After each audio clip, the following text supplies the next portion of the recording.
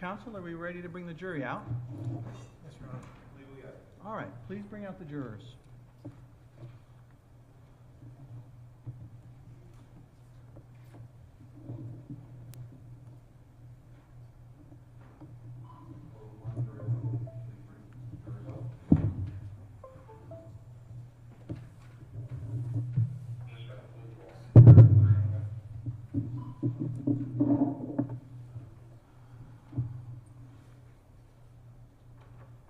Please rise, jury entrance.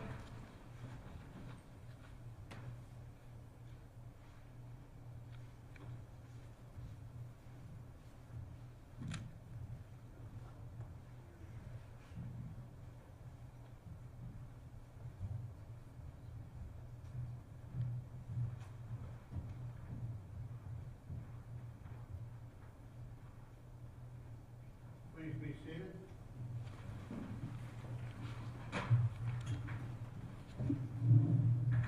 Good morning, ladies and gentlemen. Thank you all for being here. Welcome back to Stratford County Superior Court. So, ladies and gentlemen, in a few minutes, we're going to begin the proceedings in this case by taking what's called a view. So we are going to go to a location in Rochester where the events that are involved in this case took place. Before we do that, let me explain a little bit about what a view is and what is expected of you during that view. The reason for a view is fairly straightforward. During the course of a trial, you're going to hear people talking about incidents which took place at a particular location. And the idea is that that testimony will make more sense to you if you first have an opportunity to see that location yourselves and get an idea of the layout and where things are located.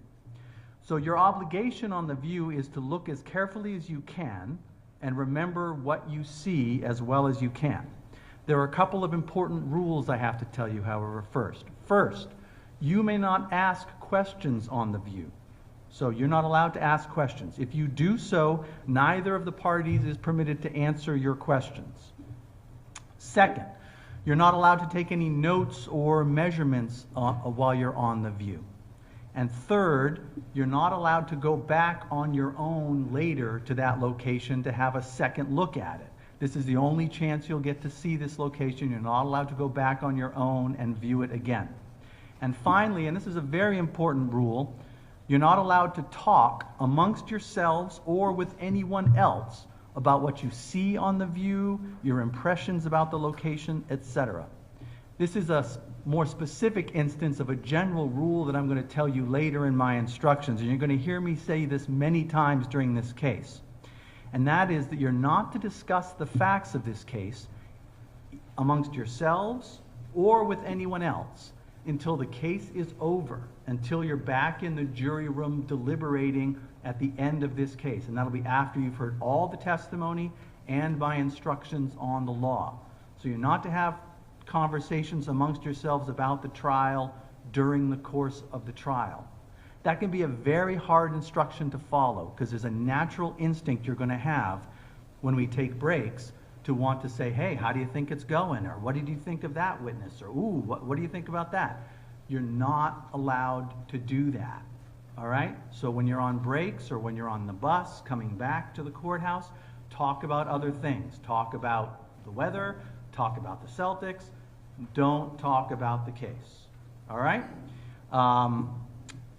All right, so what's going to happen? In a few minutes, you're all going to get loaded onto a bus, and we're going to travel together to that location.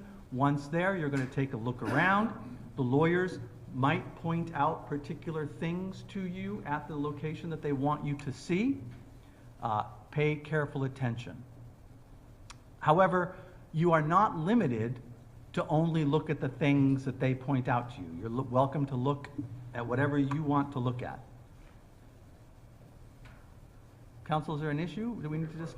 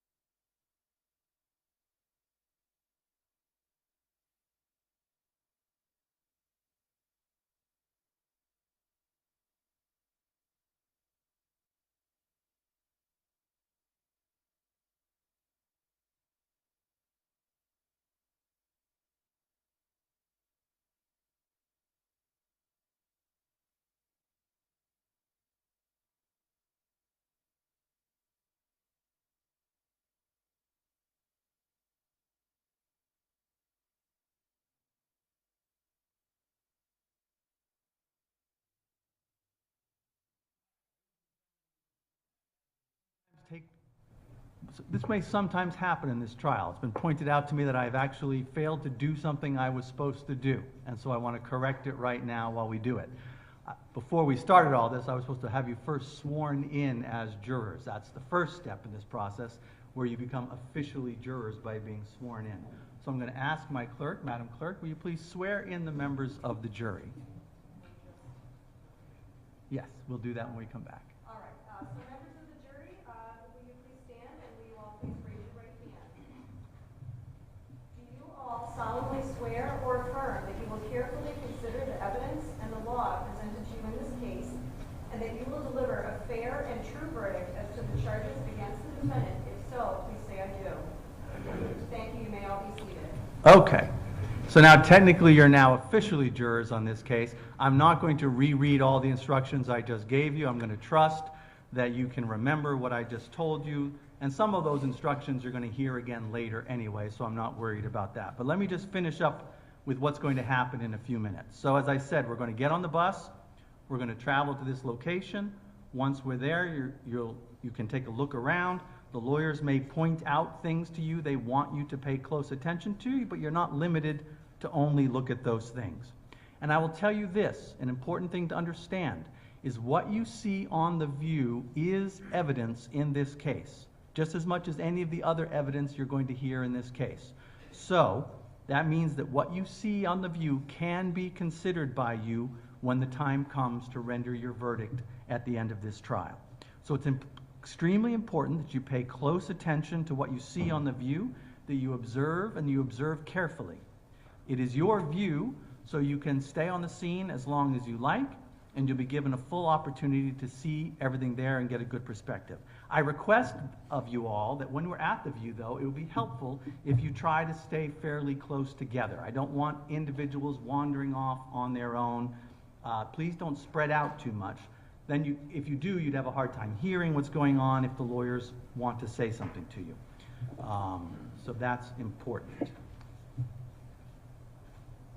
During the view, as we're traveling there to the view and back, we're going to be in the charge of the court officers and the sheriffs. If anyone should attempt to talk to you about this case during your time on the view, I want you to please notify a deputy sheriff or a court officer immediately.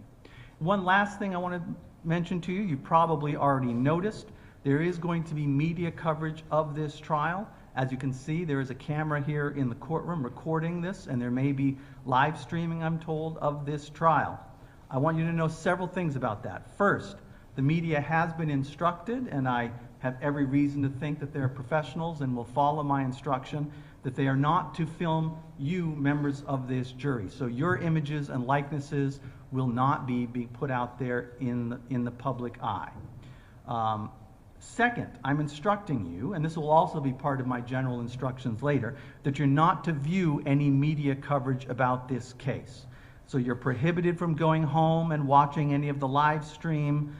If you come across articles or reports about this, you're to disregard those. And also, because of the media coverage, it just makes it more likely that members of your family or friends might approach you and want to talk to you about what they saw and ask you questions. I'm instructing you, you're not to engage in any of those conversations. All right? So if anyone approaches you and wants to talk to you about this trial because what they saw on the media, you're to not engage in those conversations, to immediately disengage. Okay? Very good. Now, at this point, before we go and get on the bus, the attorneys are given an opportunity to give what's called a preview statement. A preview statement is simply a short statement given by the lawyer to assist you in understanding what they want you to observe at the view. These preview statements are not the opening statements. Those will come later after we get back. And importantly, an important thing to remember is these preview statements, just like the opening statements you're going to hear later, are not themselves evidence. These are things that the lawyers are telling you they'd like you to pay attention to, but they're not themselves evidence. All right? So with that, we'll now turn to the preview statements. Attorney Bark, you may proceed. Good morning. So it's been a week and a half, and maybe you've forgotten my crazy Swedish name. My name is Joakim Barth. It's Joachim. Together with my co-counsel, Sarah Diola, I'm presenting the evidence for the state in the appearing on behalf of the state of New Hampshire. And over the next course of several days, we'll be presenting the evidence to support the charging documents. The view. First, where? We're going out to an address, a residential address, actually two, in Rochester on Summer Street. These are adjacent addresses. Number 43 has 2 units in it, and the victim, Kyle, Violette, lived there. He lives there with his family, the details of which we'll talk about later. Immediately next door, I mean separated by a driveway, is 41. And there, Jason Levesque lived there with his family. And we'll talk about more details of that later. That's where we're going. We're going to go out front. We're not going to go into either of those residences. We're going to go out front because that's where the events underlying these charges took place. A shooting in the street right out front of these residences. Why? Why are we going out there? The judge touched on some of these issues. Look, we expect probably 6 videos to be introduced. 6 videos that capture really significant events in this case. The part of a confrontation, literally the actual shooting itself. But here's the catch. These videos come from different angles. They integrate, they overlap. But literally, one is looking up the driveway from 41, one is looking down from the corner of 41, a porch view from 41, and a bay window view from 43, kind of at an angle.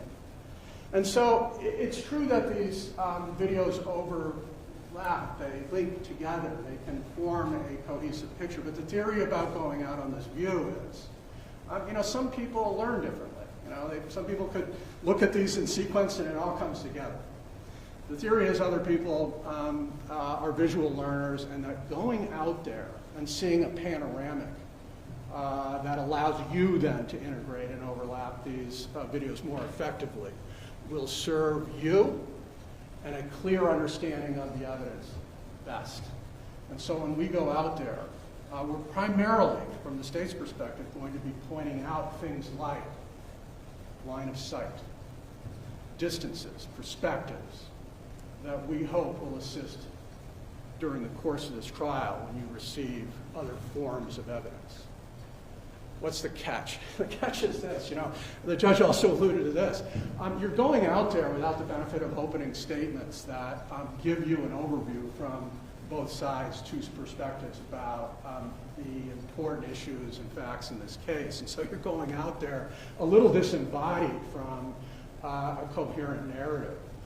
All I'll ask you to do is take clear images in your mind and keep in mind that what you see out there is in fact evidence. And it's going to be evidence that we're going to ask you to draw from, to incorporate into the greater body of evidence in this case to return a guilty verdict at the end. So it's important. Again, we can't tell you the full story yet. We'll do that when we get back. So we've got that. Again, we can't answer your questions, but both sides are going to just point out issues and just ask you the importance of it. This is evidence. And see you out there and then back here afterwards. Thank you. Thank you. Attorney Sisti. Thank you. Excuse me. Good morning. Sorry. Good morning. Good seeing y'all. Sometimes we lose jurors over the week and a half, 10 days, and if you guys can count, you know that we did. We did lose a juror this morning. So it's very important that you listen to the judge's instructions and keep it together. We can't afford to lose too many more jurors. Let me start by saying thank you again for your service so far. You're about to get into the meat of the case. And the meat of the case starts this morning. The meat of the case and the first reasonable doubts that are going to come to your mind are going to be developed this morning through this view. And I can't emphasize that enough.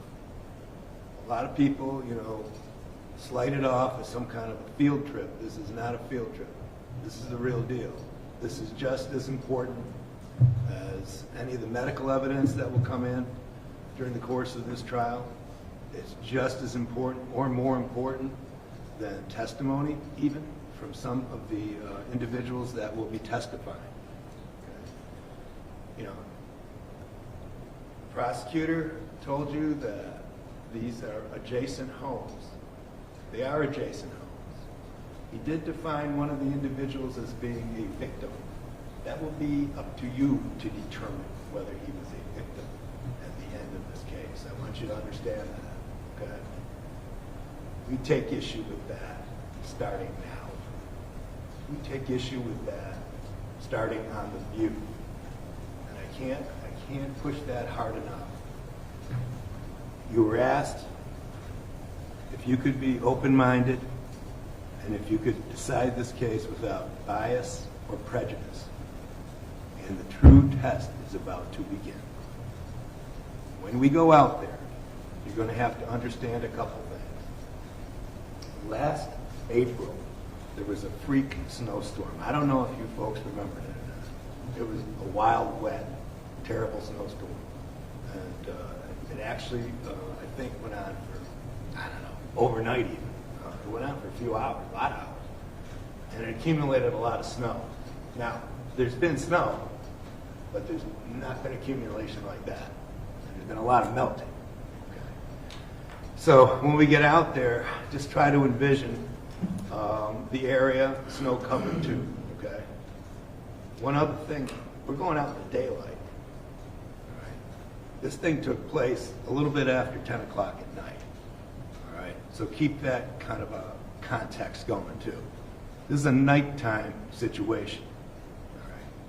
So keep an eye around, take a look at where we are.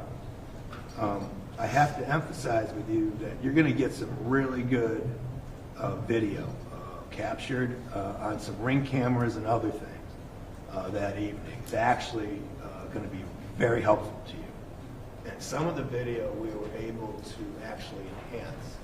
And by enhance, I mean blow it up, zero in on certain areas, so that you'll get an even better look at what's going on. But it is important to draw the big picture this morning, the layouts. We'll fill in the blanks. It's our job to fill in the blanks. It's your job to get the outline. Okay, we'll plug it in as we go. But I got to tell you, I can't emphasize enough. I can't emphasize enough how important this is. All right. I know you can't ask questions out there, and I know you may want to. I got to tell you, we'd probably love to answer them, but there'll be a time and a place. And, we get to do openings and we get to do examinations of witnesses, and hopefully we'll be able to fill in those blanks for you as we move through this trial. That's our job. Okay? Your job is to remain neutral. Your job is to remain open-minded, and you got to really turn it up as far as observation, because by the time you get to the deliberation room, okay, it's not going to be 1 day or 2 days from now. It's probably going to be into next week. So try to really lock down on this. And if you can, we'd really appreciate it. Jason's depending on you to stay open-minded and neutral. You got to do it. And we're going to get going on it right now. And the judge told you this. I can't emphasize it enough. This is your view. This isn't our view. This is your view. If you need time to look at something, that bus doesn't leave until you're done. Okay? This is where you guys are the boss now. Okay? And you get to take over certain parts of the case. One of them is today. One's today. And one's going to be at the end of this trial, the deliberation room, when you decide the fate of Jason Levesque. So take advantage of those two opportunities. All right? And we're going to get out there. We'll point stuff out to you. It'll all make sense as we move through this thing. But I want to thank you again. Thanks for hanging in there. We got a while to go. Okay. Thank you. All right. Thank you, Attorney Sisti. All right. So at this point, I think we are ready to commence with the view. So I'd ask the court officers to start that process, please. Please rise.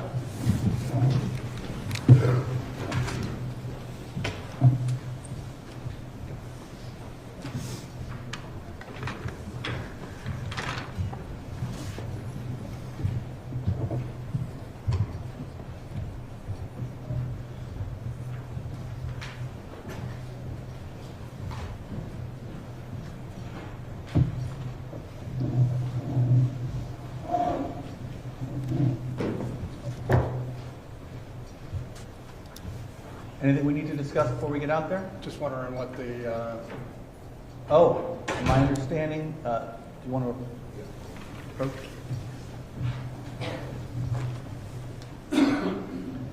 Yeah, thank you.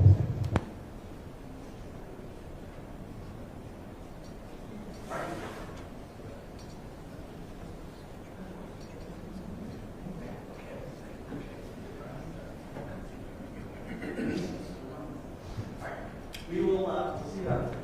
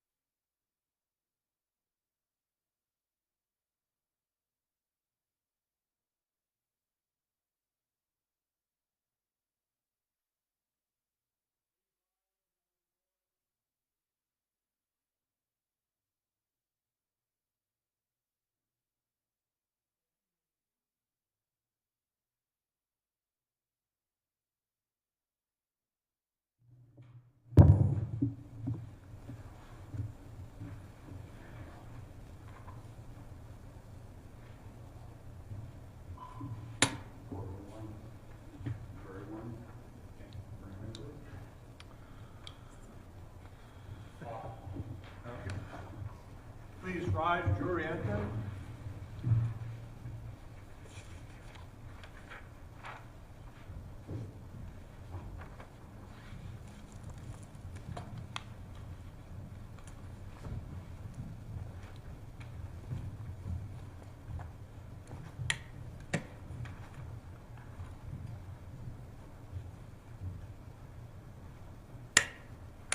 Please be seated. Thank you. Okay, ladies and gentlemen, so the next step of the process is the clerk is going to read the charges to you. These are called the indictments. These are simply the formal way in which the state accuses somebody of a crime. The indictments themselves are not evidence in this case, they are just the formal accusations of the charges. So Madam Clerk, can you please read the indictments? Members of the jury, in docket number 219-2024-CR273, charge ID number 2228154C, the state has charged the defendant Jason Levesque with attempted murder. Charging document alleges that on or about the 4th day of April 2024 at Rochester, the defendant did commit the crime of attempted murder, and that he did, with the purpose of the crime of homicide be committed, repeatedly shoot Kyle Violette with a 9mm pistol, which, under the circumstances as he believed them to be, constituted a substantial step toward the commission of the crime. In the same docket number, charge ID number 2228155C, the state has charged the defendant Jason Levesque with first-degree assault. Charging document alleges that on or about the 4th day of April 2024 in Rochester, the defendant did commit the crime of first-degree assault, and that he did knowingly cause bodily injury to Kyle Violette when he repeatedly shot Mr. Violette with a 9mm pistol, a deadly weapon. Members of the jury, the defendant has been arraigned on these charges. He has entered pleas of not guilty. For that, he puts himself upon this country for trial, which country you are. The county attorney has joined the issue for the state, and you are to say by your verdicts whether the defendant is guilty or not guilty of the crimes charged. Please pay careful attention to the evidence. Thank you, Madam Clerk. So ladies and gentlemen, you are now the judges of the facts in this case, and it is going to be your job to decide the facts as they are presented during the course of the trial. You will be deciding what the truth is and what happened here based on your findings of the facts. You will then listen to the law that applies to this case, which I'll give to you at the end of the trial.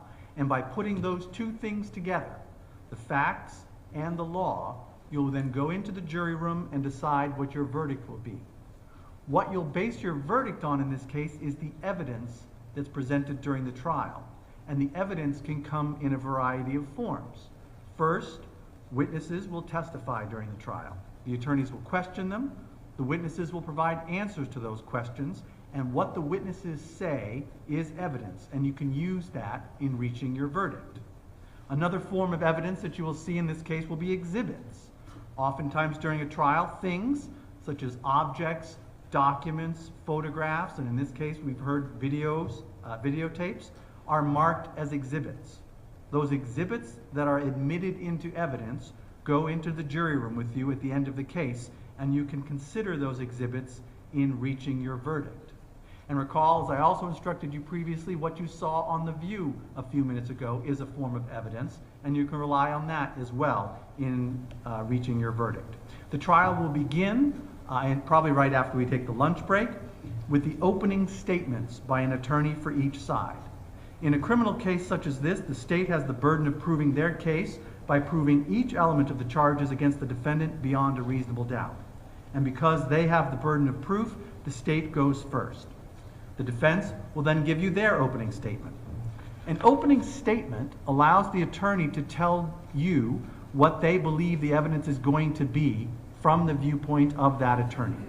And the important thing to remember about opening statements is that opening statements are not themselves evidence.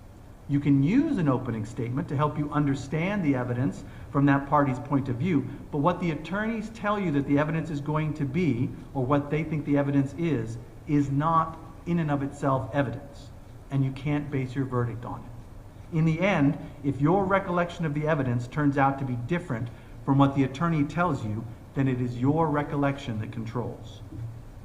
After opening statements are finished, The state's attorney, who sometimes gets referred to as the prosecutor, will begin presenting the state's case. He or she, depending on which attorney is going, will call witnesses to the stand and will question those witnesses. That's called direct examination. When the prosecuting attorney has finished questioning the witness, an attorney for the defendant's attorney will then be given the same opportunity to question the witness, and that's called cross-examination. And the case will proceed in that manner until the state has finished presenting all of its evidence. And at that point, the state will rest its case. When the state rests its case, the defendant may then present evidence in the same manner. But remember, the defendant is not required to, because in a criminal case, the burden of proof is always on the state. The defendant does not have to prove that he's innocent. Rather, the state has to prove that he's guilty and has to prove it beyond a reasonable doubt. So, the defendant doesn't have to present any evidence if he doesn't want to, but if he chooses to do so, that opportunity comes after the state has finished presenting its case. And then we will then proceed in the same manner with direct and cross-examination of each witness until the defendant has finished presenting all of his evidence. Now, during the trial, the lawyers may make objections. The lawyers are supposed to make objections when they believe that certain evidence is not admissible. If they do so, I will invite them up here to the bench to discuss the legal issue outside of your hearing. If I sustain an objection or exclude any evidence, you must not guess as to what that answer or evidence would have been, as it is not properly before you. In contrast, if I overrule an objection, meaning there's an objection but then I let the evidence in, you should not give any special weight to that evidence simply because there was an objection that was overruled. When the evidence is all concluded, we will then move to closing arguments. The defense will give you their closing argument first, followed by the state giving theirs. The closing arguments by the attorneys are essentially the opposite of the opening statements. In the opening statements, they're going to tell you what they believe the evidence will show, and in the closing arguments, they're likely going to tell you what they believe the evidence has shown and what its significance is. And again, closing arguments, like opening statements, are not themselves evidence. After the closing arguments are completed, I will then give you the instructions on the law. And then you'll know what the law is that applies to the case, and then you will go into the deliberation room to discuss and reach your verdict. I also make it a practice to give you a written copy of those instructions so you can have those during your deliberations. The day will normally start as it did today at 10 o'clock in the morning, and we will go normally until about 4 o'clock in the afternoon. We try to take a short break in the mid-morning of approximately 10 minutes, and then we take another break of at least an hour at around noon or 12:30 for the lunch break, and then we try to take a short mid-afternoon break as well between lunch and the end of the day. If for some reason you were to need an emergency break at some time other than when we're taking one, please draw the attention of me or a court officer, and we will do our best to accommodate you. I'd like to remind you of some of the important rules that you've heard about, and that some of which I've already told you about. As I told you previously, you should not discuss anything about this case until the end when you're in the jury room with your fellow jurors. So again, during breaks in the trial, you're not to talk about the evidence that you've heard or what you think about it. You should also not discuss this case with any of your friends or family members. And let me remind you, as I did previously, you're not to do any independent research about this case at any point during the course of this trial. That means no Facebook searches, no Twitter searches, no Google searches, no looking on MapQuest, none of that. And as I told you previously, you're not to go back and re-examine the scene on your own either. And all that's because you're required to base your verdict solely on the evidence that is presented to you in court during the course of the trial. Should you violate this rule, it could result in a mistrial and the need for a retrial. And it could also put you at risk for prosecution for contempt. And again, as I told you previously, I do anticipate there will be some media coverage of this case. And so if you happen to come across a story about this case in one form or another, you are not to read it or listen to it, and you're not to watch any part of the live stream or any of the videos that may get posted on the internet about this trial. As officers of the court, it is your duty to follow all of these rules and to report any fellow juror who you believe has violated them. These rules are important to the court, they're important to the state, and they're important to the defendant. And in fairness to all the parties, we need to be confident that your verdict will be based solely on the legally admissible evidence that's presented to you during the trial and not on any outside influence. It can be hard work to pay close attention and listen for extended periods of time, but it's important that you do so because there will be no transcript of the testimony available to you at the end of the trial. So you'll need to use your collective memory of what the testimony is. So please, all of you, pay close attention to the testimony during the trial. And finally, please keep an open mind about the case, as things can change during the course of a trial. Don't lock yourself into any position until you've heard all of the evidence, the closing instructions, and the closing arguments and the instructions on the law. All right? And with that, that's the end of my initial instructions to you. I think this is an appropriate time that we take our lunch break since it's 12:03. We'll have an hour for lunch. We'll be back here at a little past 1, and then we'll start with opening statements. All right? Anything from the parties we need to discuss? Thank you. No? All right. The jury can be dismissed. Please rise.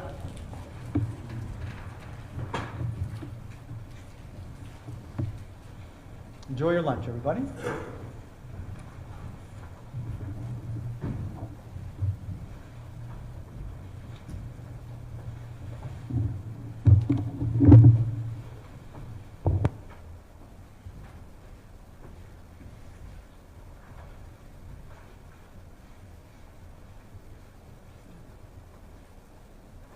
Very good. See you all back.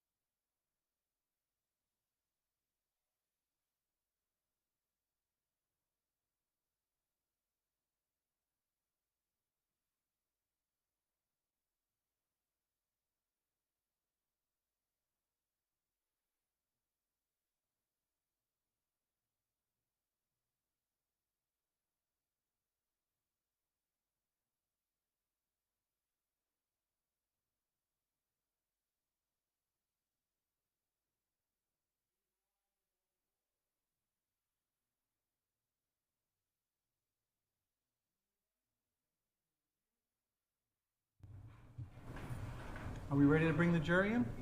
Yes. Okay, please bring them in when they're ready.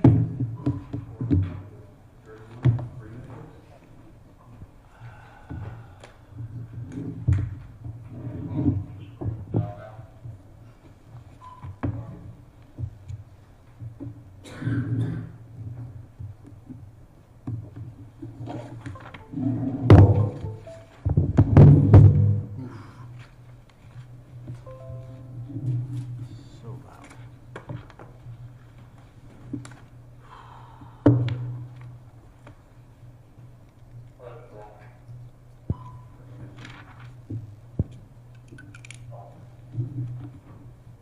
Please rise, jury entering.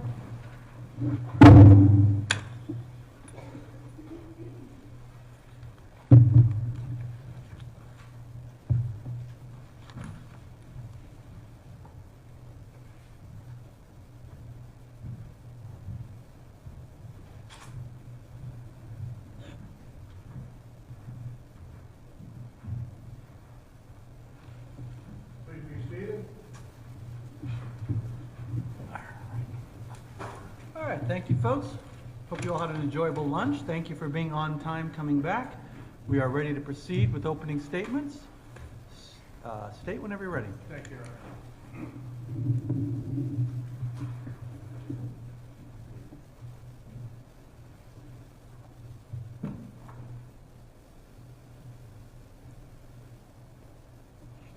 Jason Levesque is guilty of attempted murder, first-degree assault, for firing 6 rounds of 9mm ammunition into Kyle Violette's body.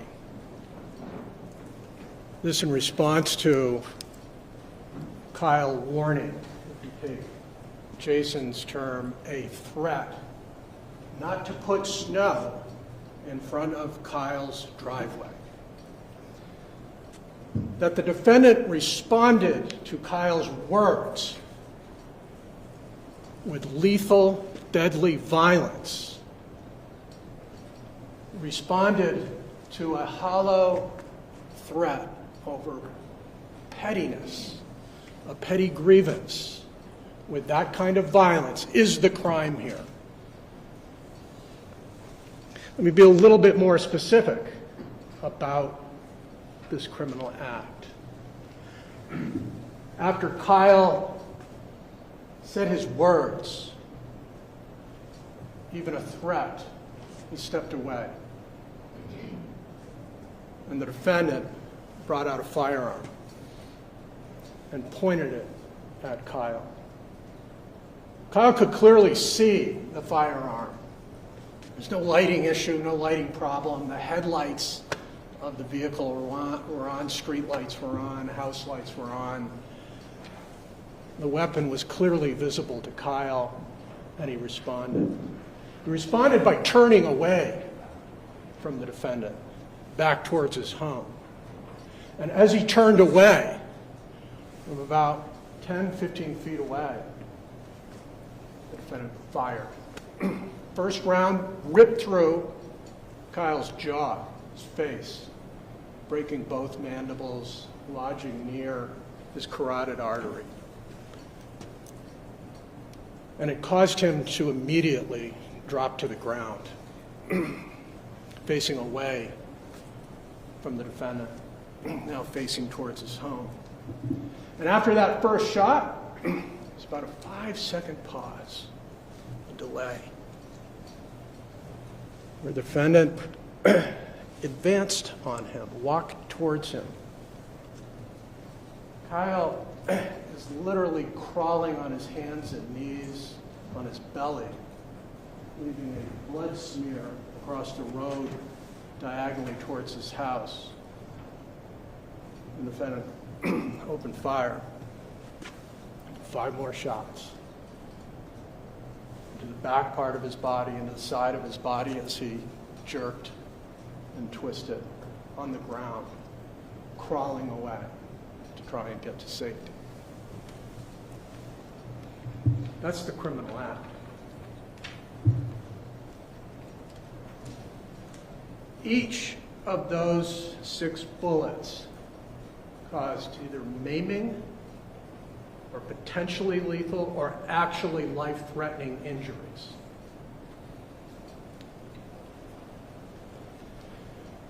Kyle Violette lived by sheer luck and the immediate intervention of some very sophisticated and effective medical care. First, from an officer who was highly trained in the military, responded within minutes and helped stem the bleeding. An EMT with heightened training, a paramedic, took over from there.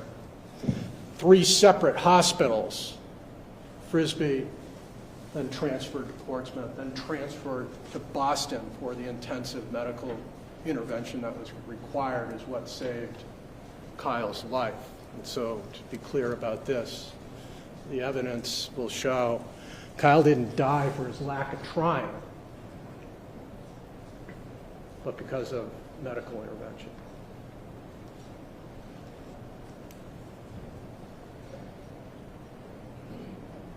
Let me talk then, just briefly, summarize this issue. The evidence will show that no, there was absolutely nothing to justify what was nearly an execution in the street out in front of Kyle's home. That's because the defendant wasn't responding to a reasonable belief, reasonable evidence that Kyle was about to imminently use deadly force against him. And let me be clear, this proposition, this law, will come from the judge, not me, and it's not merely legalese, some hyper-technical statement, we gotcha for this action. This is a principle, a guardrail that we all live by, that restrains violence in our community, in our state, and should have in this case.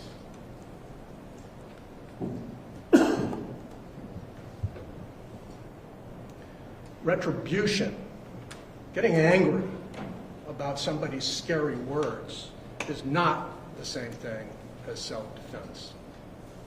That is another guiding principle in this particular case. You're going to hear more specifically about these words. And these words are unsettling according to Jason. Jason has claimed that Kyle came out angry.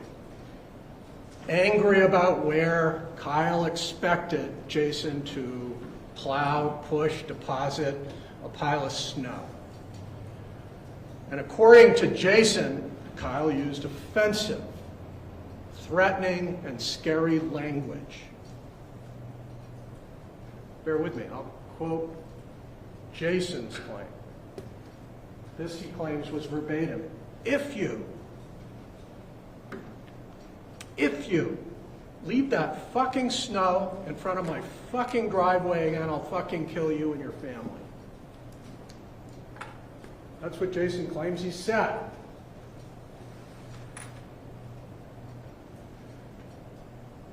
But in this fleeting, and I mean the confrontation that starts this is about 3 to 4 seconds of these words. In that confrontation, Kyle was never armed. He never appeared to be armed. He never brandished a weapon. Never hinted that he had a weapon or claimed that he had a weapon. There was no imminent threat of actual deadly force married to, even if you accept those horrible words.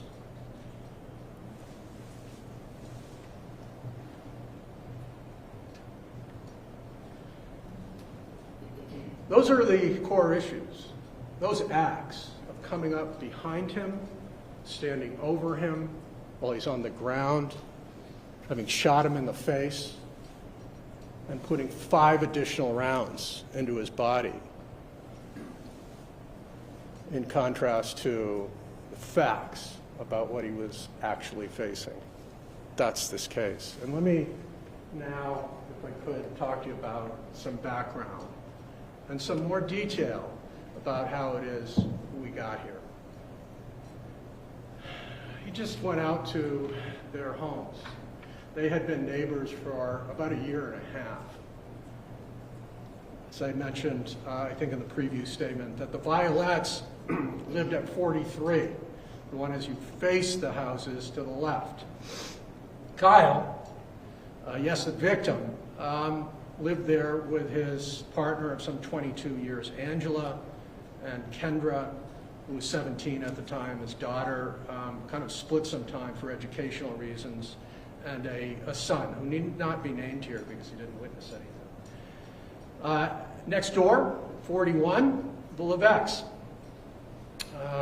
Jason's parents lived downstairs, and Jason lived with his daughter, Kira, 19 at the time, in the building, in the home to the right as you face it from the street.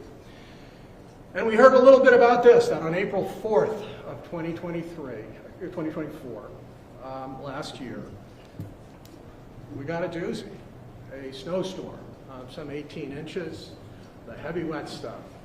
Big deal, right? Well,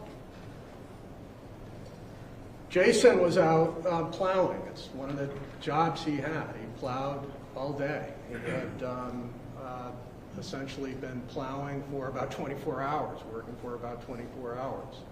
And he stopped on the way home to pick up his daughter, who was working at a local pizza place, 9:30, 10 o'clock, to bring her home. And when he arrived home with Kira still in the vehicle in the passenger seat, he did a couple of runs in front of the house with his plow. He first went up the street, did a run across and removed some snow in front of his driveway, and then he turned around and did probably 3 or 4 runs towards Kyle's home, towards 43. And it created a pile of snow next to that telephone pole that was pointed out to you, all right?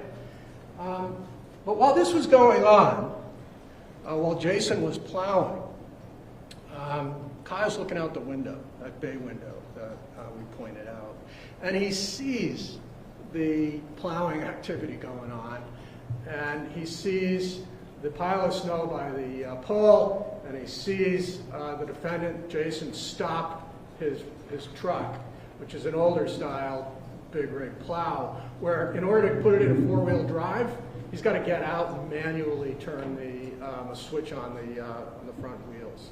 And so there's this break in the plow. He knows, Kyle knows, that Jason is going to go down the driveway and back plow more snow out.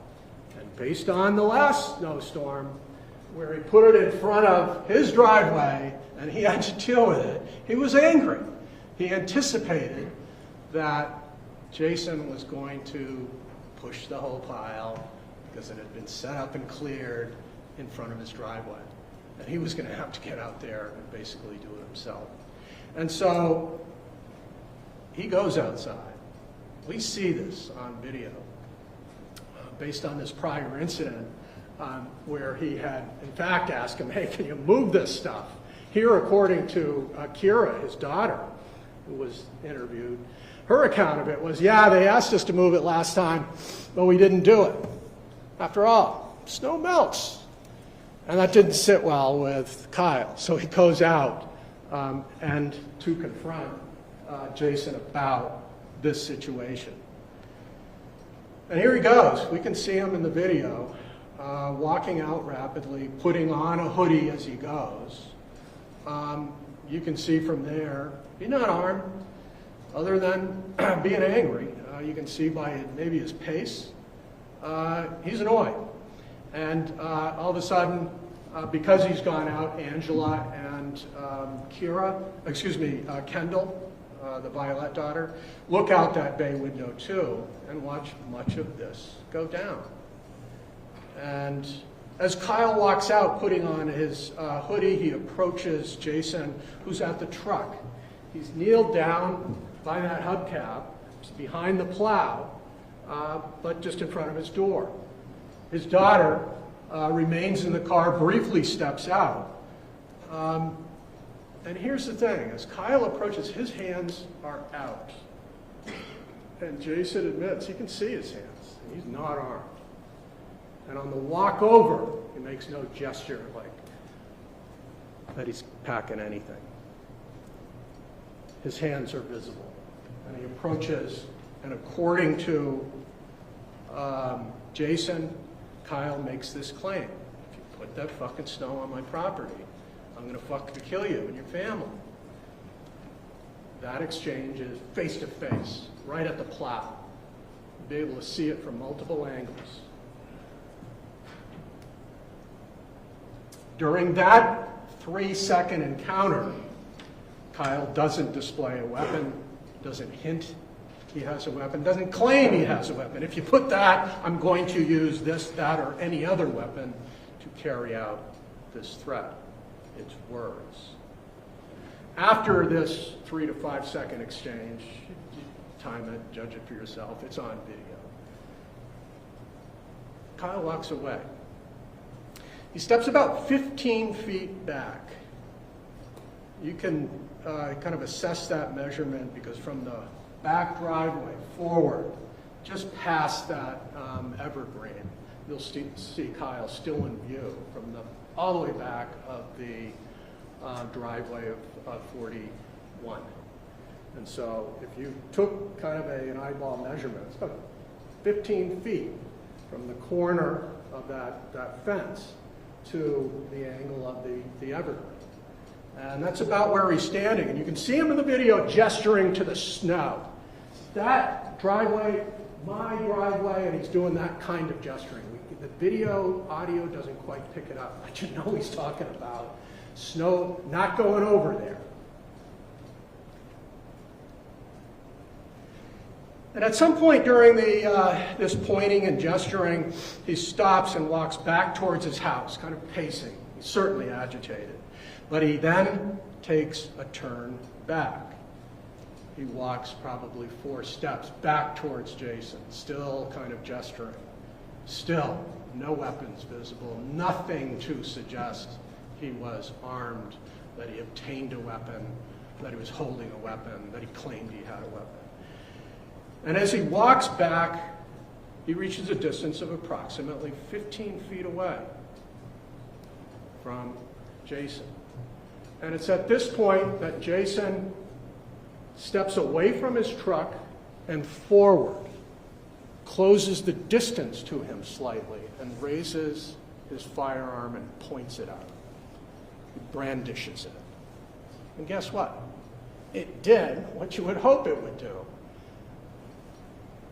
Kyle stops. You can clearly see that right at the edge of that pine tree. You can see him emerge and then step back. And it's at this point, there's a pause between brandishing the firearm because there's sufficient distance that nothing happens. Not long, but enough to see Kyle stop and turn away. He has been warned. He's received the warning, and he's responded appropriately. He's turned away. But from this two-hand stance, despite Kyle stopping, despite him turning back to his home, Jason Levesque fires. I told you it strikes him in the face, penetrates from the left to the right, smashing through his jaw, his teeth, lodging next to his carotid artery. He goes down.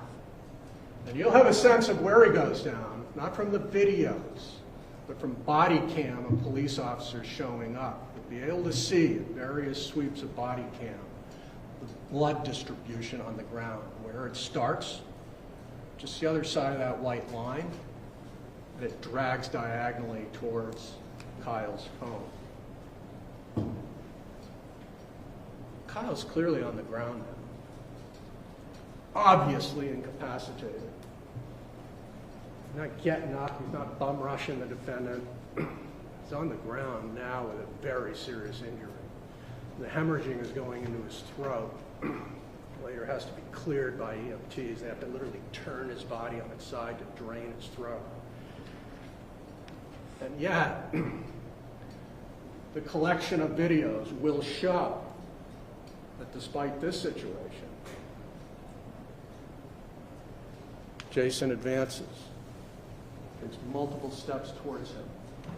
As he's on the ground, he's beginning to crawl on his belly, his hands and knees. You see these videos where he unloads 5 more rounds. All of them striking his body.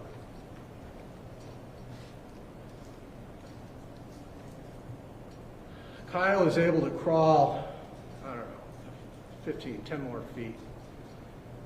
Right about at that pole on the sidewalk. So he's come off the road at an angle and he basically curls up. And I told you that Kendra and Angela were watching from Violette's window. They obviously, when they see the first shot, they start rushing out. And they meet him as he on the ground. And everybody starts calling 911.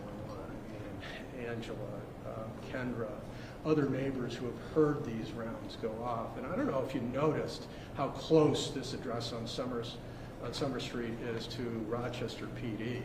We'll hear testimony about it if you didn't, but it's just around the corner. And Rochester PD responds with multiple units in minutes.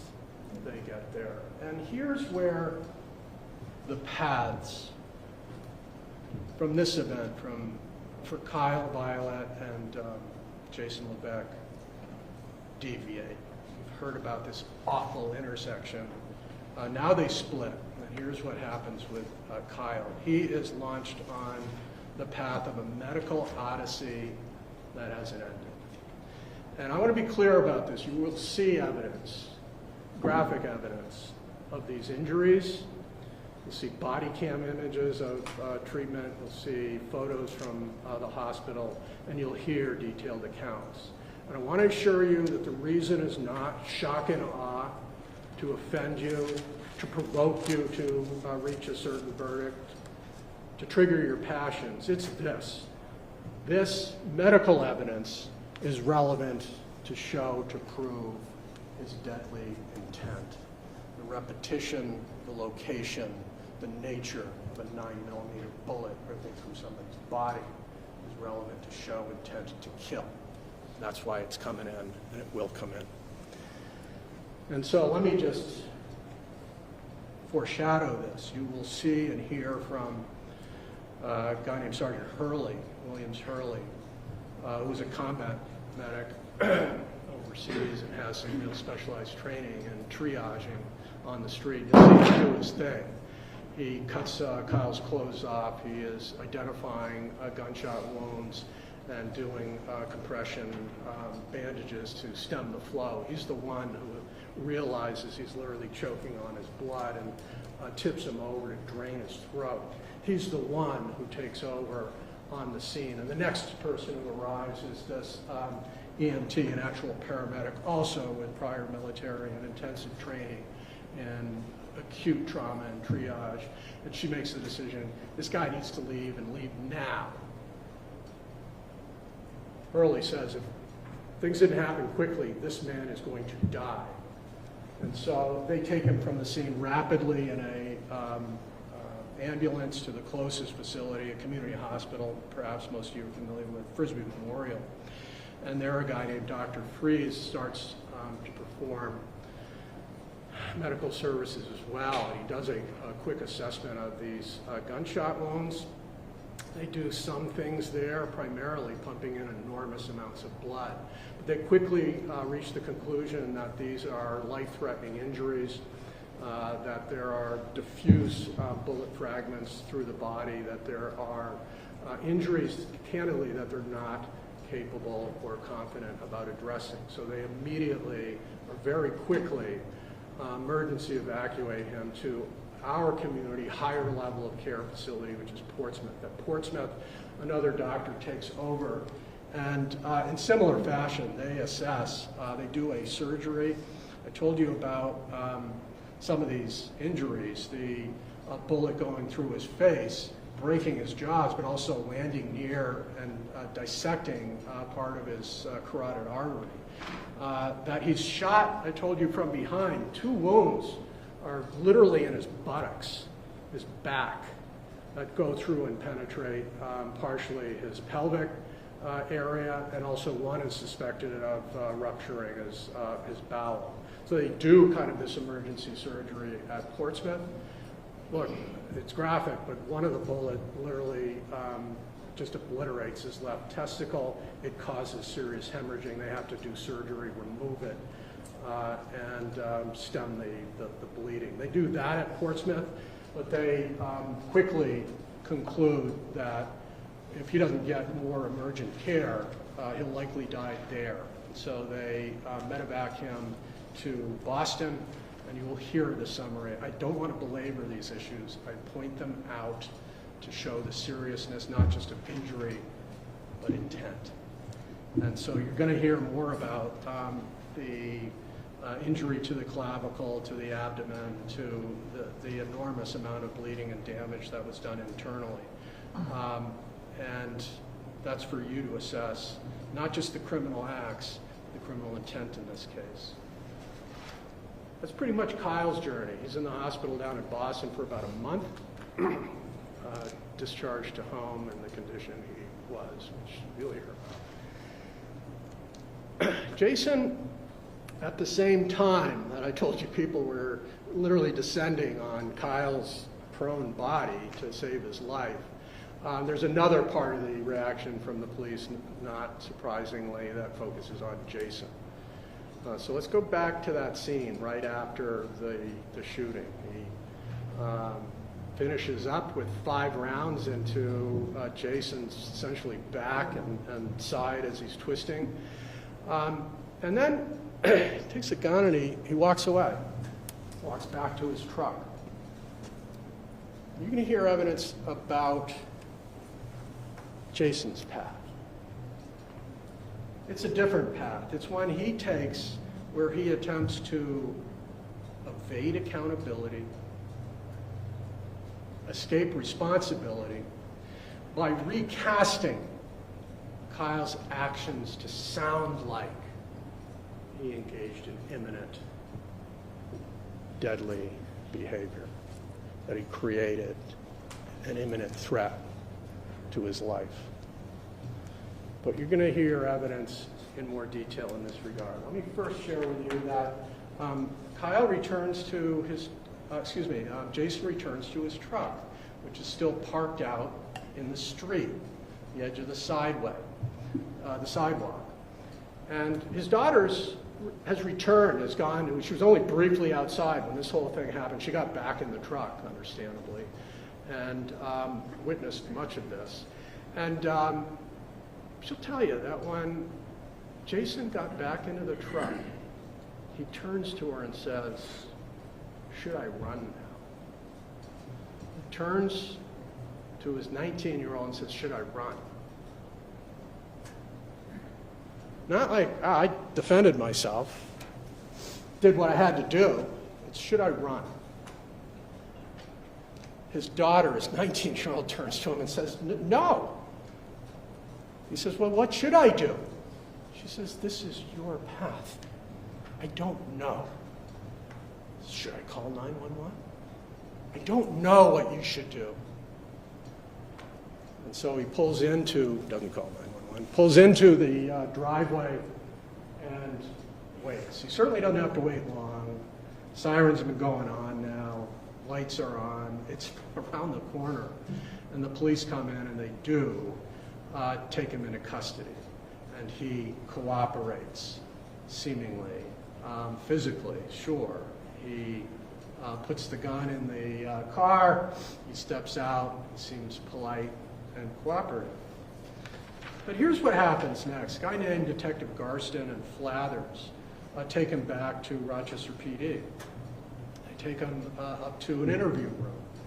And they don't know what's going on yet. You know, when they first get on the scene, they don't even know who the shooter is or who's injured. They didn't see Kyle initially. He's you know, over by that pole. That's how kind of uninformed they are. And so they bring him back and just kind of say, well, tell us, you know, what happened. And he describes much of what we've already talked about. He says that, look, I'm plowing, I'm minding my own business, I'm in front of my home, and I'm with my daughter, and out comes my neighbor, and he, while I'm doing the four-wheel drive thing, he comes up and nose, and he repeats this. He's very clear on this, that the threat is conditional. Hey, if you move this over there, I'm going to fucking kill you. There's no doubt that this was conditional, and those are the words that were said. No doubt that they were unsettling and grossly inappropriate. But what he also told the police is, yeah, no, I didn't see a weapon. He didn't take out a weapon, and he didn't claim to have a weapon. But this is what he claims next. That Kyle turned away after that and walked back to his house. But then for whatever reason, he turned back and he looked really angry. He looked like he was going to come and fight me, had his fists on, and just the look in his eye, I knew he was going to attack me. Then he says, that's why I pulled the gun out. Okay, fair. By the way, legal. Well, what happened after you pulled the gun out? Did you go towards him? No, I never closed the distance. Well, what did he do? This is what he claimed. He quickened his pace. Kyle, once he saw the gun, started rushing at me. He quickened his pace. And I could tell in his eyes it was you or me. I could tell he was going to come over and take the gun. He was more aggressive. He was going to hurt me. He was going to take the gun. That's what he claimed to the police. This is after he pointed the gun at Kyle. That's the claim. Oh, and he continued to come at me in such an aggressive fashion that then I had to fire the gun. And he admits to shooting Jason. He said, I hit him. And after I fired the gun, Jason says, I turn around back towards my truck. But I look back, and Kyle, despite being hit, he's not even fazed. Hasn't flinched. He's now continuing after me again, and I feel frightened. I feel like he's going to attack me because he's still on his feet. Shot didn't seem to stop or hurt him. Might have flinched because of the noise. That's why I fired the rest of the shots, he says.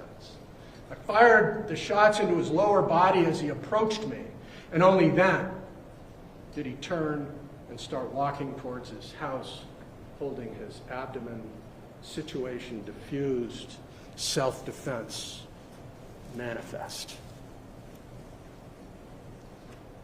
Here's the problem. While he's making that statement to the police about Kyle bum rushing him despite having a gun out, continuing to take an assaultive stance and attitude after being shot in the face, there's an investigation going on. The rest of the Rochester PD is back down at the scene, assessing evidence. You can see the crawling smear of blood, not standing, not walking, and more importantly, they get surveillance tape. They get surveillance tape in the middle of this interview with Jason. And somewhere in the middle of this interview, detectives Garston and Flathers are actually informed. They take a break and they go out. And what do they see? They see one of the videos from 43 that catches it. Police have also obtained the driveway video from 41 that goes from the back, that shed out. They obtained the video from the corner, high corner down into the driveway. They obtained the video from the porch, and they obtained the video from 43.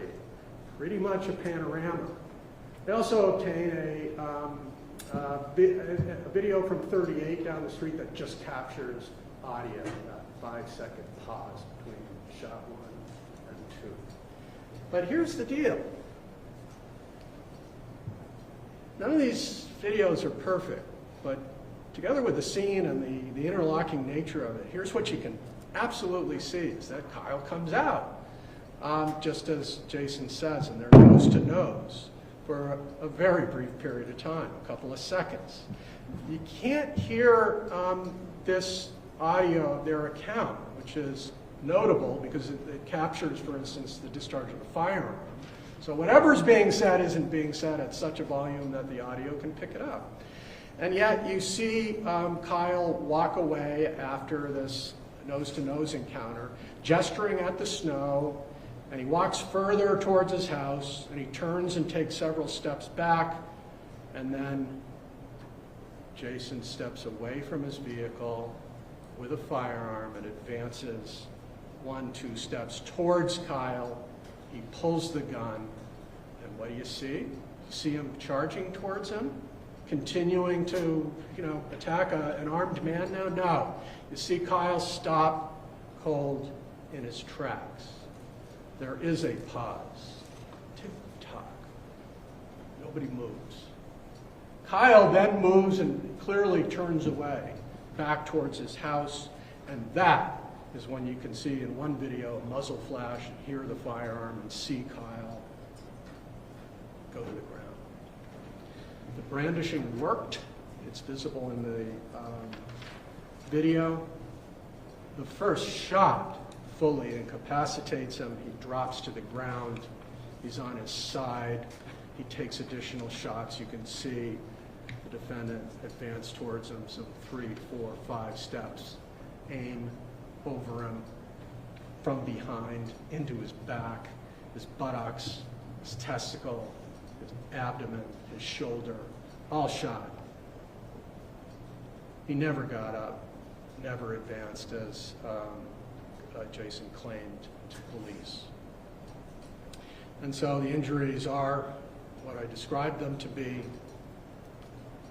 The videos show something very, very different than what Jason claimed to the police to create circumstances that would justify this kind of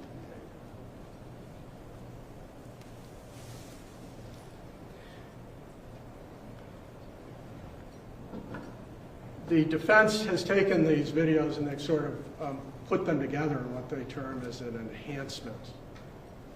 I'm going to ask you to carefully look at each one of these videos as they're introduced into evidence, and when you have an opportunity back there to really take a look at even shadow movements confirming that he stopped and turned.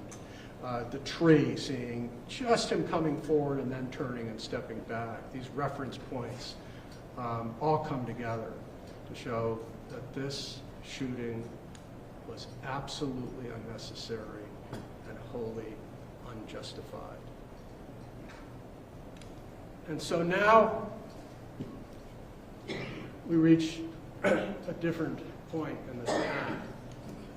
They intersect again. Kyle and Jason's paths intersect here.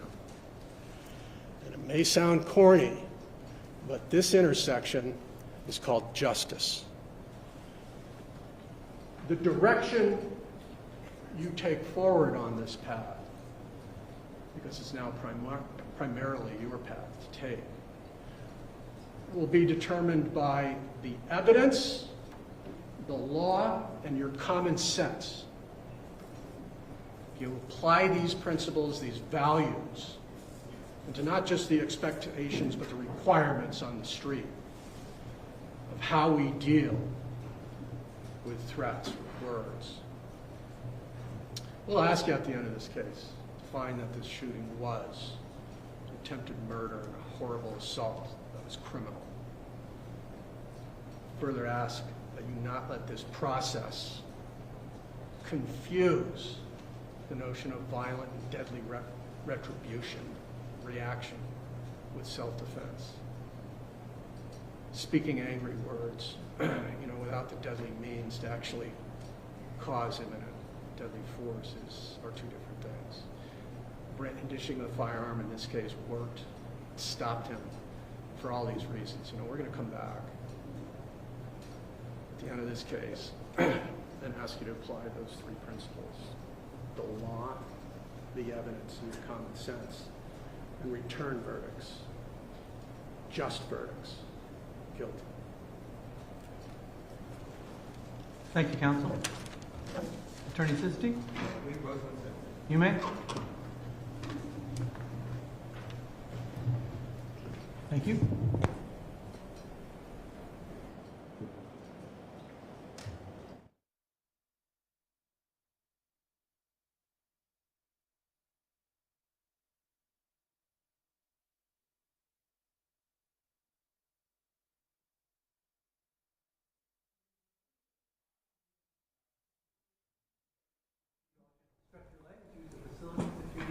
But I'd like to make it short, so I want to keep on track. So 5 minutes, we'll be back here to resume with the defense open. Okay? Thank you all. Can the jury please be let out? Please rise.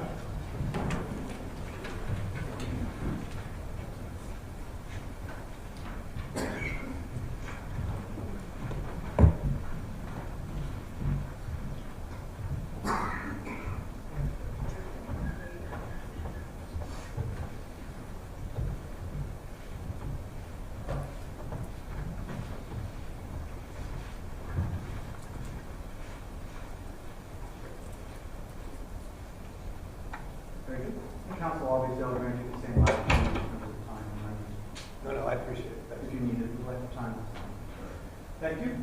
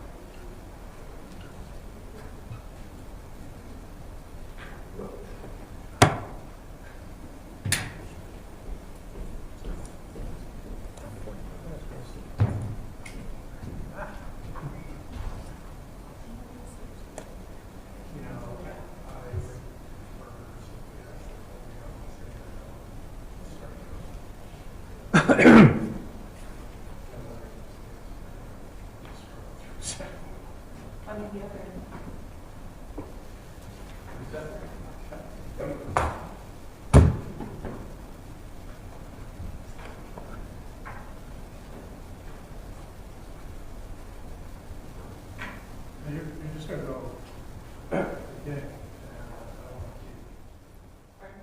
Beginning.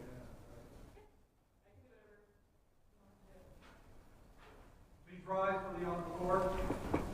All right, we're ready to be the jury bench. Very good. Total 131, bring in, please. Please rise, jury entrance.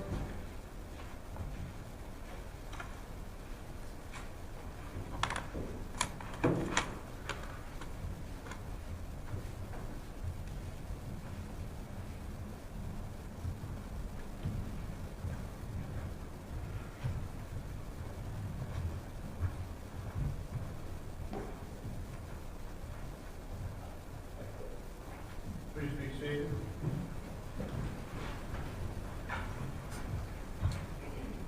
Attorney Sisti, whenever you're ready, you may proceed. Thank you, Your Honor. Good afternoon. I got a few things to say. That business aside. Let me say that was quite an opening. Interesting. Barely touches on what took place on April 4th, 2024. It touches it.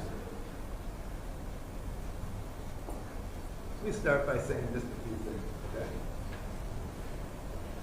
Let me lay it down here for you in a very basic, common sense, everybody knows fashion. You know, there's a saying that goes around, it goes around in New Hampshire quite a bit.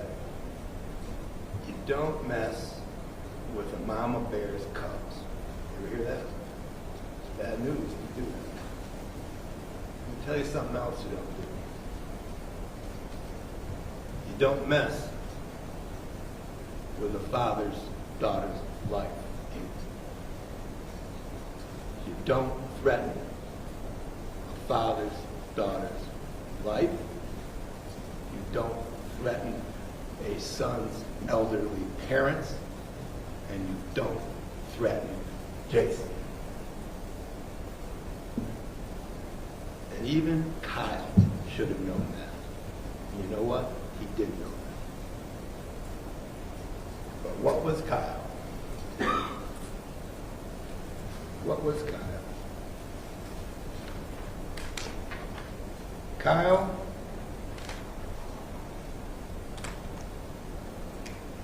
was a man who had a heart that was full of hate.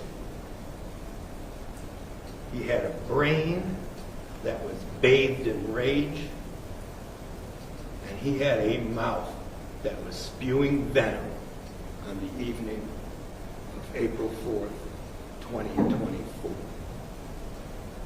And to sugarcoat what went on that evening, a little after 10 o'clock p.m., and say it was a petty, conditional threat is the understatement of this decade.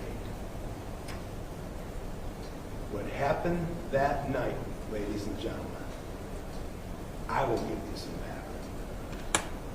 I will tell you what happened. And you will understand why somebody like Jason, protecting himself, his daughter, and his family, was pushed into a position where he reasonably believed that serious bodily injury or death was about to take place. And when that happens in this state, folks, the judge is going to tell you, you get to use deadly force. And that's exactly what Jason did. Kyle got what he deserved. And any reasonable human being that acted like Kyle should have expected to get the same. Should have expected to get the same. And anybody in the position that Jason Levesque was in can certainly utilize deadly force. You do not, ladies and gentlemen, have to stand back and wait for a screwdriver to get stuck inside you, or a sucker punch to the throat, or who knows what's in his pocket to decide that you're going to use a firearm. That's not the rule. Never has been in this state, never will be. You know, we all reasonably believe that we know what's going on in the cool, quiet confines, hours or days or months away from an event. But this happened in seconds. This happened quickly. This happened where you don't get to roll it over in your mind. This happened where you don't get to frisk his pants and see if he has something in it, or his jacket. This happens, and it happened that night, when a raging maniac, out of nowhere and for no good reason, was threatening the life of Jason and his family. Now that's the context that we're talking about. Not some petty, conditional threat. We're talking about a death threat. And when you reasonably believe that somebody is talking serious to you, you get to react serious. And that's the law. That is the law. Whether it be 1 bullet, 6 bullets, or 20 bullets, you get to utilize them. I'll give you a little aside, by the way. Kyle wasn't straight with the police. Kyle wasn't straight with the police. The police and the prosecution have been hoodwinked by him. He didn't tell them, hey, I angrily confronted Jason Levesque. Object. Objection.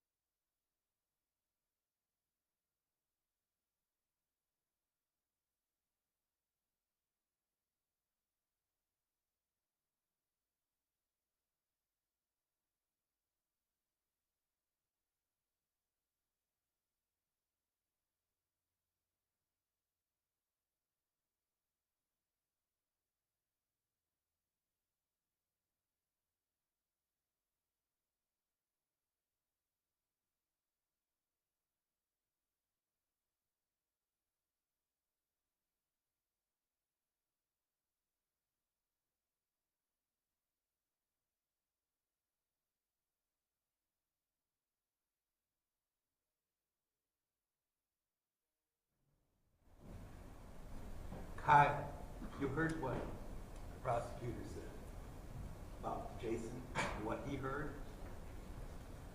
You heard a lot more. You heard a lot more. Kyle didn't say that he was going to fucking kill Jason's family. I want you at the end of this case to see who was straight and who wasn't straight. Okay? That's for you folks to judge. And you're going to judge the night of April 4th, 2024 on the videos and on the testimony. But let me tell you about that night. Let me tell you about the 24 hours before this took place. The 24 hours before this took place, Jason Levesque was working hard, 24 hours in a row, plowing snow, hitting all of his accounts in Rochester over and over again. It was a continuous snowstorm, cycling through and clearing all night long, and all day long, working hard. The last thing he ever wanted to do was have a confrontation with an enraged maniac coming out of his house. And you're going to see the video. It's not some calm guy strolling over to Jason Levesque saying, please, don't put snow on my driveway. That's not what you're going to see. You're going to see Jason Levesque finally getting home after 24 hours, finally trying to get inside the house with the daughter that he's raised, finally trying to get inside the house where his elderly parents lived, and by the way, where his 5-year-old nephew was that night, so that he could finally get some sleep after working for 24 hours. You're going to see Jason Levesque get out of his truck after making a couple of moves with the plow.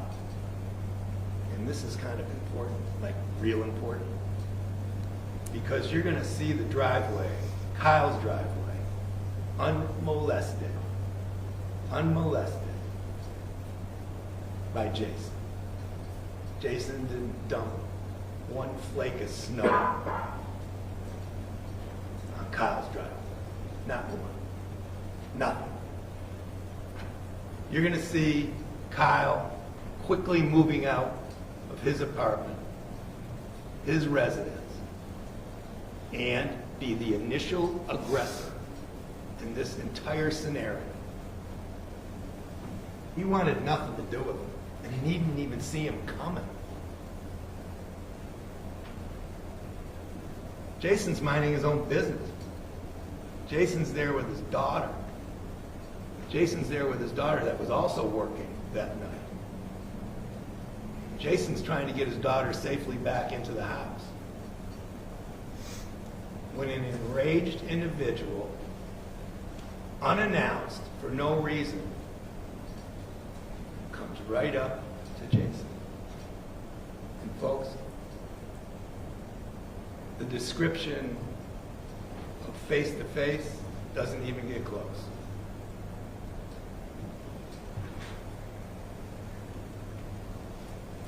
Kyle literally, when you see this video, Kyle literally sticks his nose right into the cheek of Jason. And we contend as he's doing that, as he is having actual physical contact, you say face to face, how about face on face that he initiated? Is threatening his life, threatening his daughter's life, threatening his family's life. He doesn't even know why. Jason hasn't done anything. And you're going to see that he hasn't done anything. The one thing on that video that is crystal clear is that Jason's done nothing. Nothing. Nothing to even deserve a "I'm going to fucking kill your family," like the prosecutor said. Not even that. But quite frankly, you'd interpret it, and any reasonable person would interpret that Kyle was out of his mind. That he was acting beyond stupid. That you couldn't predict what he was going to do because the initial act itself was unpredictable. It was without reason. There's no foundation for what he was doing. Screaming and threatening when Jason did nothing. Nothing. Nothing worthy of a complaint. But instead of a complaint, a death threat. That's what you're getting. That's what starts all this. But it just doesn't end. Now, is it a quick event? Yeah, it's a quick event. Is it a violent event? Of course it's a violent event. That's what we're doing here. Who started it? I'm going to ask you at the end of this case. Who was the initial aggressor? Who threatened the life of another individual? Who could reasonably believe that the threat could have been actually executed, carried out, where serious bodily injury could have taken place, or death?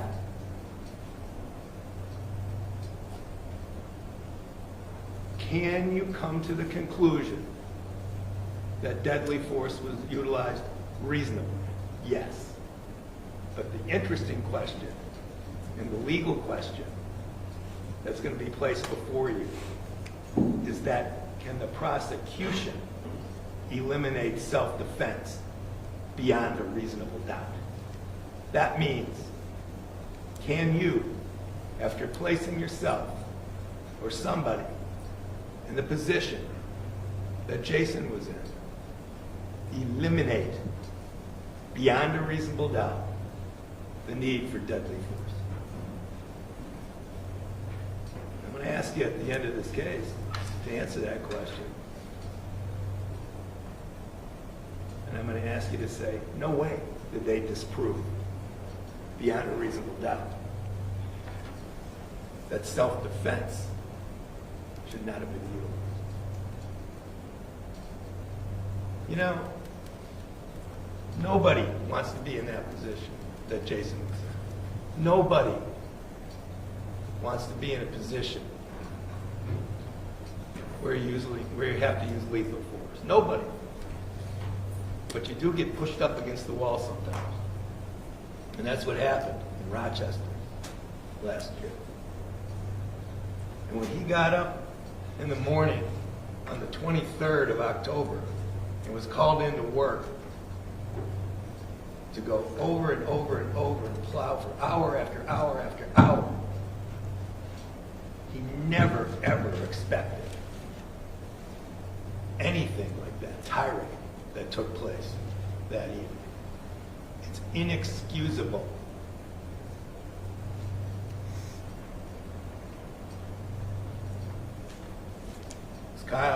Was Kyle shot? Was he shot multiple times? Were there heroic medical procedures that were pursued? Yes, there were. That's not the case. That's not the prosecution's main point. I'll give you a little aside. Maybe you didn't hear it. I'm hoping. If Jason wanted to kill him, he could have. A little fun fact for you. He had another magazine with him. He could have just popped it in the 9mm and emptied that too. He didn't want anything to do with it. He didn't try to escape. He stayed right there in the driveway of his own home, waiting for the police to arrive. No attempt to evade at all. That's a fact. And you're going to find that fact. We don't have to sit around and imagine evasion of the police,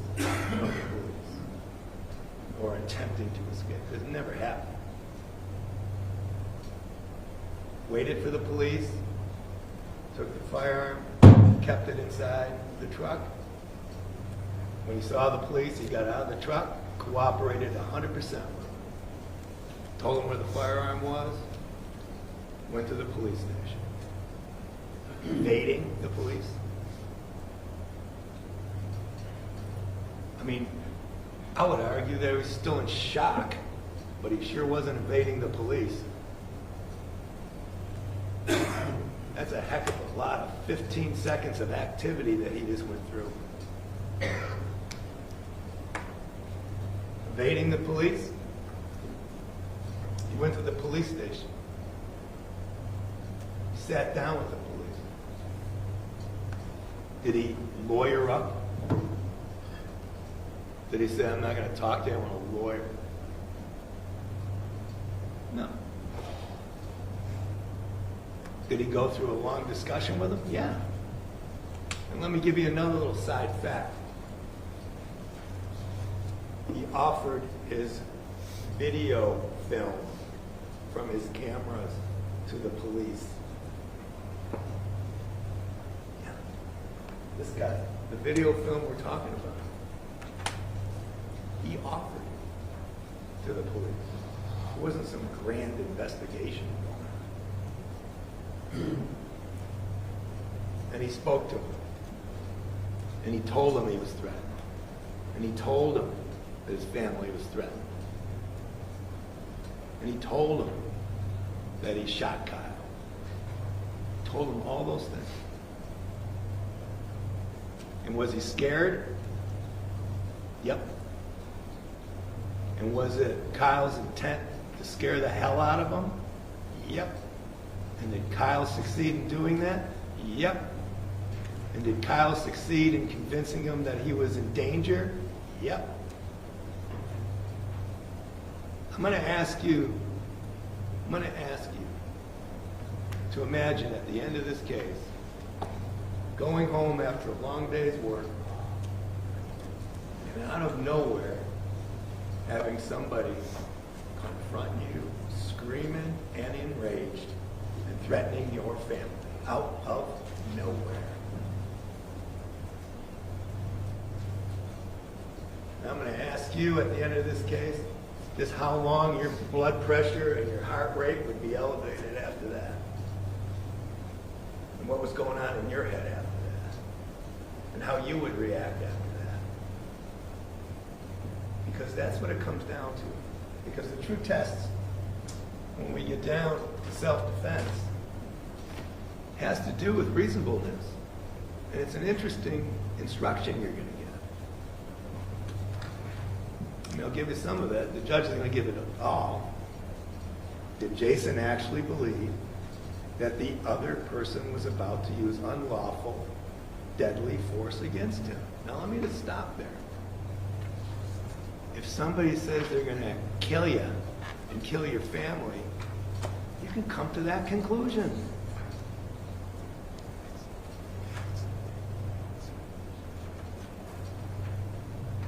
Did he actually believe?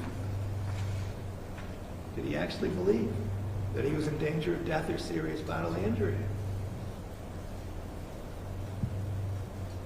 Roll that over. There's some interesting aspects of self-defense. And it can't be analyzed, like I said, in some Spartan lab after the fact.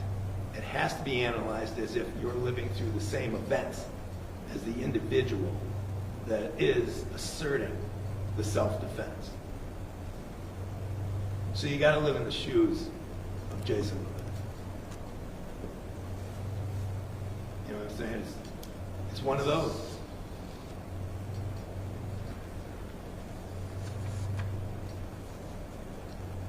Cooperated with the police. And yeah, his path was different than a medical path, there's no question. His path is one of defending himself in a court of law and forcing the prosecution to prove their case beyond a reasonable doubt. And he has no burden. We all know that. He doesn't have to produce anything. We know that. But as we move through the case, you'll see things will be produced on the part of Jason Levesque. Now the videos, they're not going to tell the whole story. I'm afraid we don't have a beginning to the end. And I'm afraid that you don't have audio, because I wish you did. If you had audio, I would assert you would have heard multiple threats from Kyle against Jason. That he turned back more than once and threatened to kill him and his daughter. If you had audio, that would have been a really great gift for you. You would have understood it even better. But you can just imagine and reasonably come to the conclusion that Kyle didn't just turn around and walk back to his house and tuck himself in for the evening. He just couldn't give up on Jason. He'd walk back, turn around, he'd shout out some more threats. Turn around, walk back, shout out some more threats. Taunting, threatening, continuously. That's what Jason was here.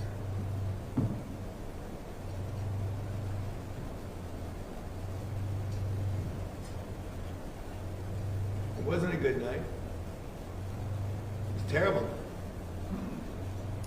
Terrible night for both of us. Don't get caught up. Don't get caught up in some of this stuff. I understand the magical medical procedures. Understand the life-threatening wounds. Understand all of that. That goes with this turf. But in the end, the bottom line is going to have to be this. As the prosecution disproved self-defense beyond a reasonable doubt. And as you go through this trial, I'm going to ask you to filter that, all the facts through that legal principle. Filter it. And ask yourself, if and when Kyle takes the stand, do you trust him? Do you trust him? Is he giving you the full story? Or is he giving you the petty little argument that was referred to in opening? Pay particular attention to all of the circumstances in this case. Because if you do, at the end of this case, you will come to the ultimate conclusion. You will come to the ultimate conclusion that Jason Levesque acted in self-defense. That a reasonable person in his position would have perceived that he was in danger of death or serious bodily injury. So again, thank you for sitting in on this. You're going to see graphic images. You're going to see medical stuff. You're going to see all kinds of stuff in this case. But please keep an open mind. I'm begging you. Because if you keep an open mind, you're going to give us a just result. The just result in this case is going to be not guilty. Thank you. Thank you, Your Honor. Thank you, counsel. I'd like to approach Your Honor. Yes, please.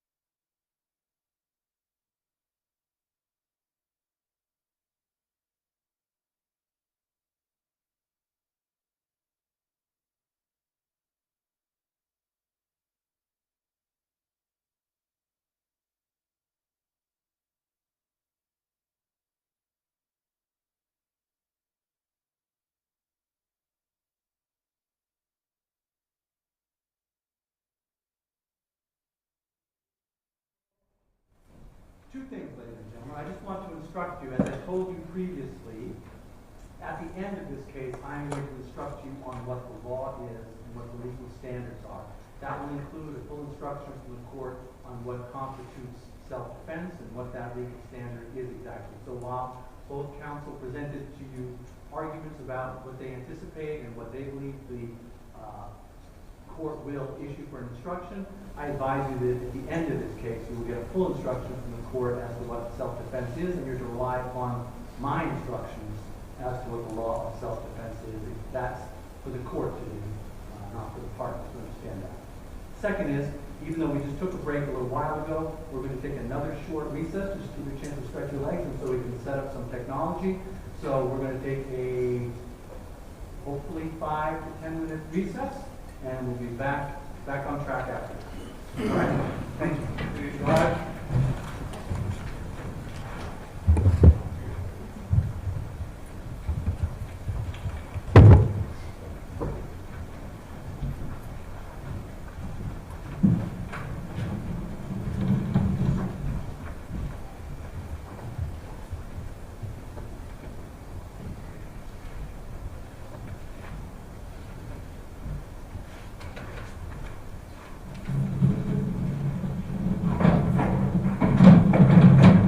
Your Honor, I suppose there's one question. Sure. As we're setting up the technology in the television, do you want us to try and enable it to use the bench, or are you planning on getting down? I know Always it's hard to do in awkward. these cases. Where were you planning on putting it? Do you know? Ideally, it would be essentially right here. I know that that makes it difficult for you to Where's see. the defendant? Where's It where's does. the defendant going to be? So in the past, when I've done this for trials, defense has either gone over to where the essentially either where the bailiffs are sitting or in the table right behind where the Well, state is sitting. we can move on. That's your Honor's discretion for it. Yes. In the past, that's what it's worked. I'm happy to do that. So let's set that up. If you put it over here so that the jury can see it, defense can move over there. If I want to see it, I'll just step down Okay. over there. Thank you. Thank you. Yeah, if you put it way back there, It's difficult to see anyone. that's It's the such a small one you're screen. using? Yes. So we're likely going to be having it essentially here is where we would like it in a perfect world. Very good. That's fine. Thank you.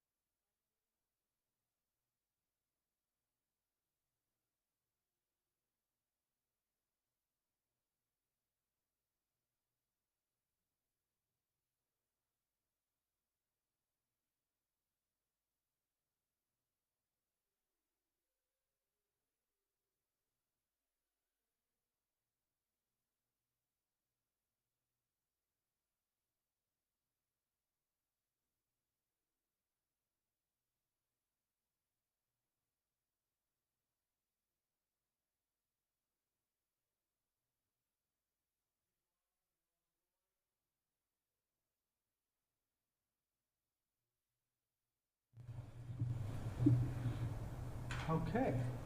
We think that's going to work okay? In terms of the television?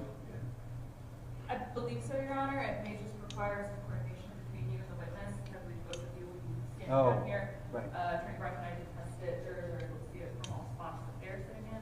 Okay, So, very good. if you're comfortable with this? How soon into the first witness's testimony do we anticipate the videos coming in? 5 to 10. Okay. All right, so I'll probably start out, I'm going to start out up here, and when you get to the video part, I'll probably move. Our problem though is that we're obstructed, and I finally asked the court if we can move conditions, because You're obstructed from seeing the jurors, you mean? the jurors are seeing us. Since we know where it's going to go, I mean, we could dial it back until, And then pull it forward when it's time to play it. That's okay. Is there enough cord to do that? yeah. I think that would be the smart thing to do. If we could pull it back for now, if there's enough cord, and then when you actually go to play it, we'll pull it forward, and everyone can then move. When you're moving the TV, we'll all move. You know, I said that with some confidence, but I really have no idea. I can do it, Your Honor. Don't let them touch it. I can do it. You did say that very boldly. Yeah.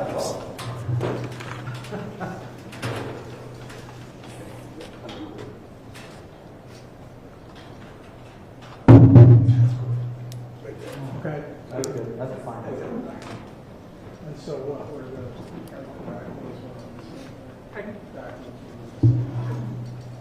All right, very good. Ready to read the jury in? Yes. Very good. Let's proceed. Order one, everyone.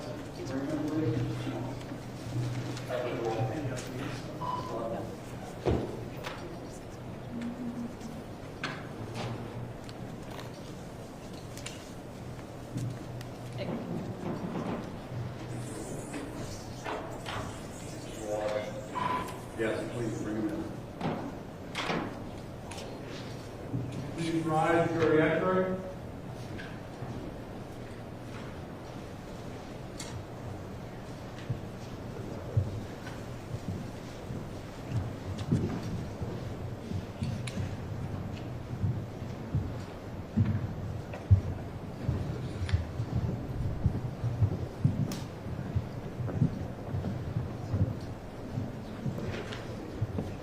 Please be seated. Thank you, ladies and gentlemen. We're about ready to start. Counsel, you ready to call your next witness? I am. Or your first witness, I guess I should say more correctly.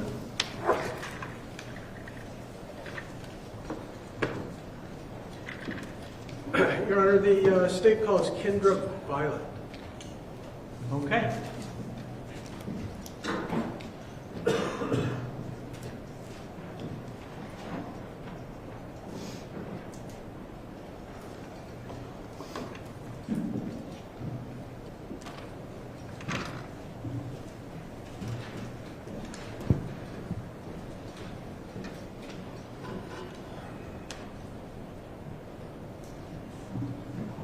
Come on down this way, ma'am.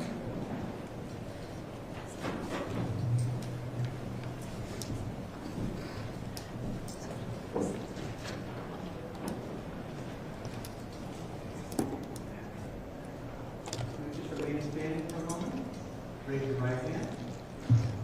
Swear that any testimony you're about to give will be the truth, the whole truth, and nothing but the truth, under the pain of penalties of perjury. All right. You should be seated right there. Do me a favor, just kind of scoot forward, so you're close to the microphone, and try to keep your voice up so everybody can hear you. Thank you. Counsel, when you're ready, you can inquire. Appreciate it. Can you state your name and spell your name for the court reporter, Yes, please? I'm Kendra Violette, and it's Kyndra. And would you mind spelling your last Yes, name of for her as well? course. Violette.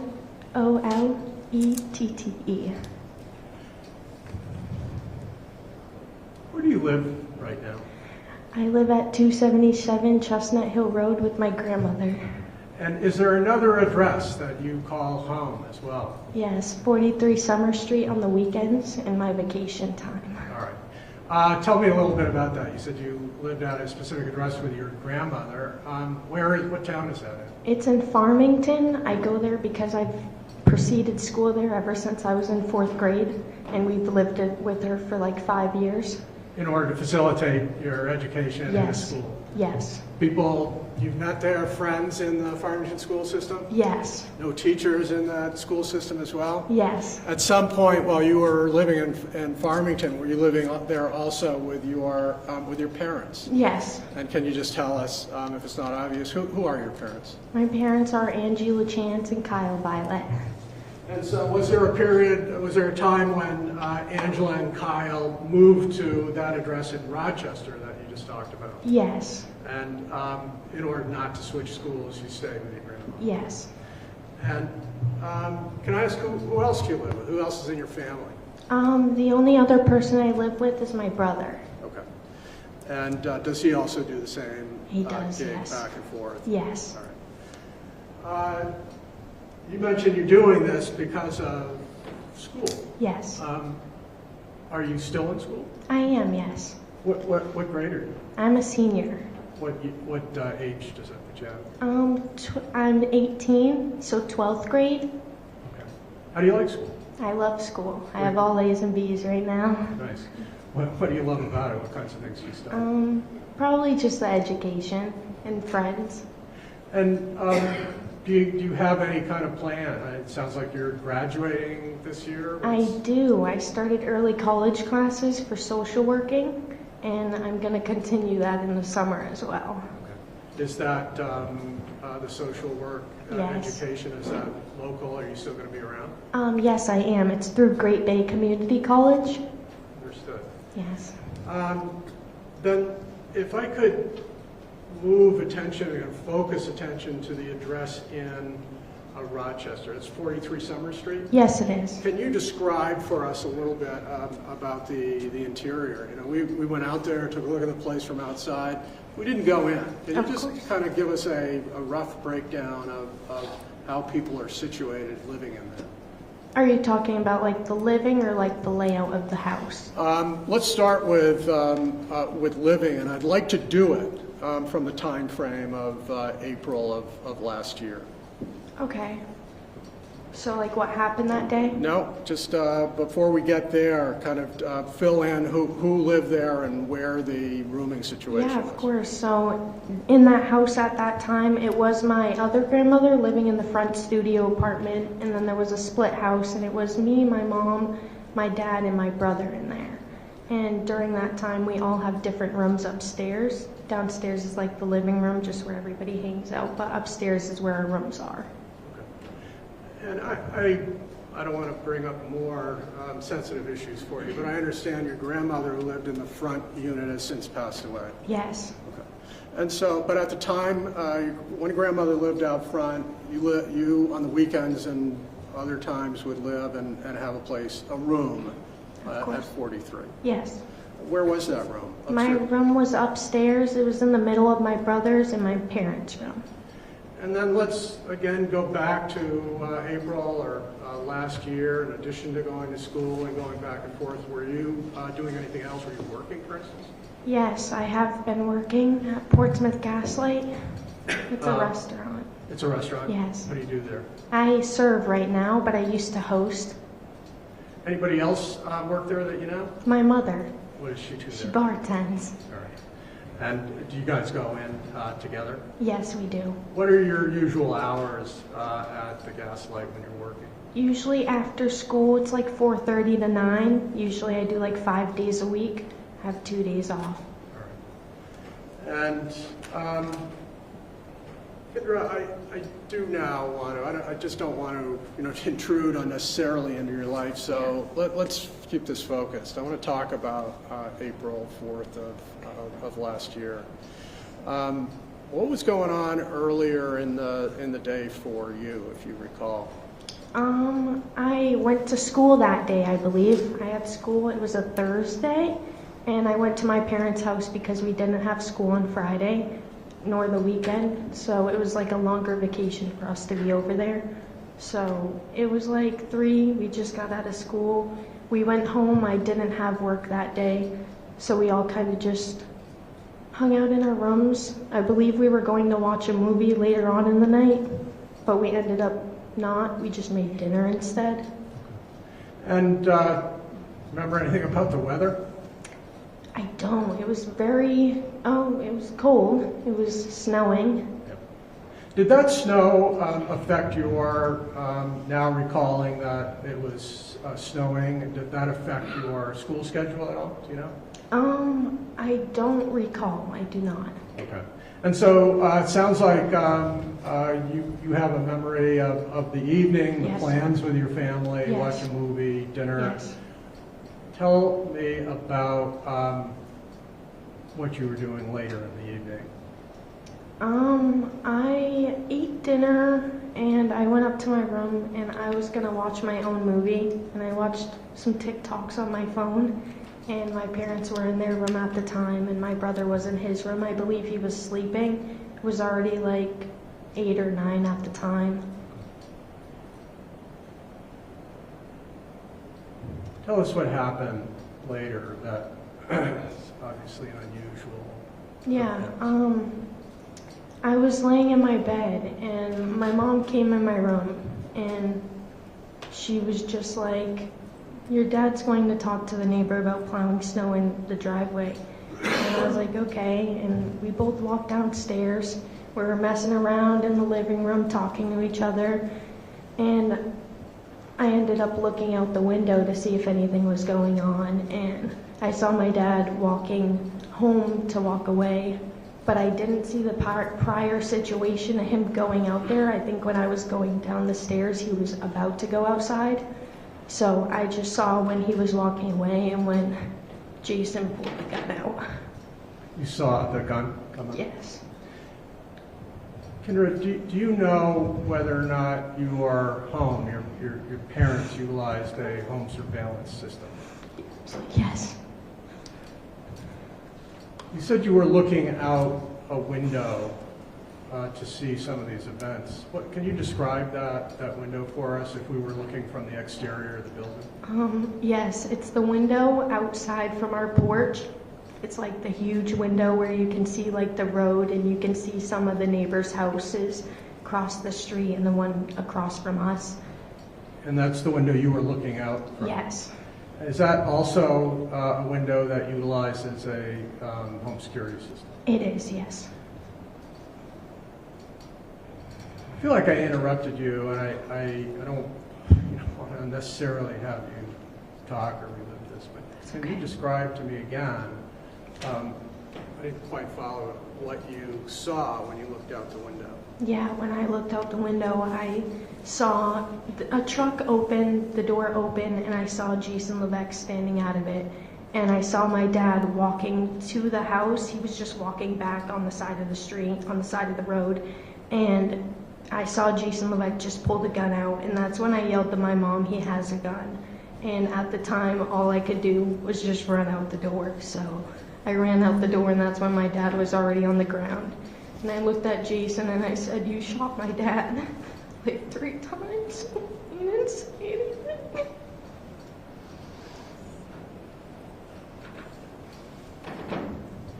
Do you need just a second?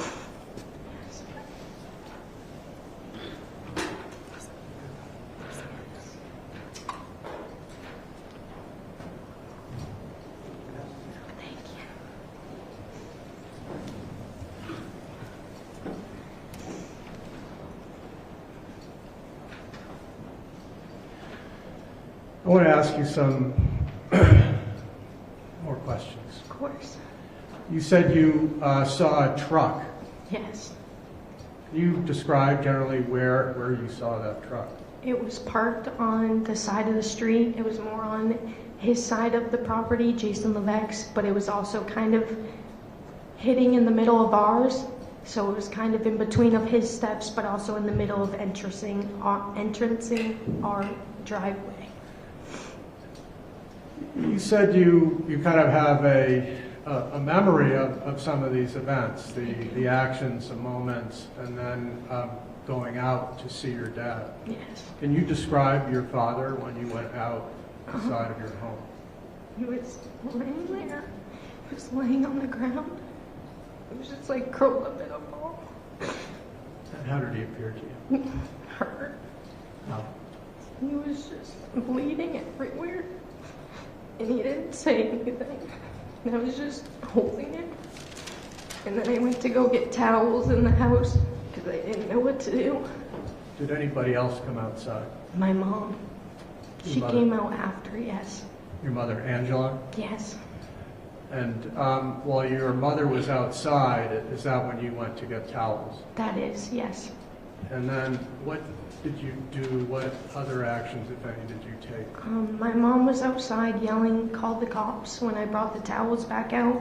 And I believe she was already on the phone with them, but that's when I started to dial 911 as well. Did you complete that call to 911? I did, yes. And share with me what happens after both you and your mother call 911. I stayed on the call because the officer wanted me to stay on the call until the ambulance and the other police got there. So they came, I would probably say at least 2 minutes after the call. And during that time, from when you came out and the 2 minutes, did your dad move, change locations? No, he was just facing the snowbank and just curled up in a ball still. On the ground? Yes. And you said that the police arrived some 2 minutes later Yes. by your estimate. Can you just briefly describe for us what happens next? Yeah, my dad was laying there and that's when one of the cops came up and they took off his shirt, ripped it off, and the ambulance were putting him on one of those chairs to put him in the ambulance. Did you observe for a period of time officers and the EMTs attempting to treat your dad? No, not much afterwards. And then after you were outside, can you tell us what other contact you may have had with police officers or law enforcement investigating this?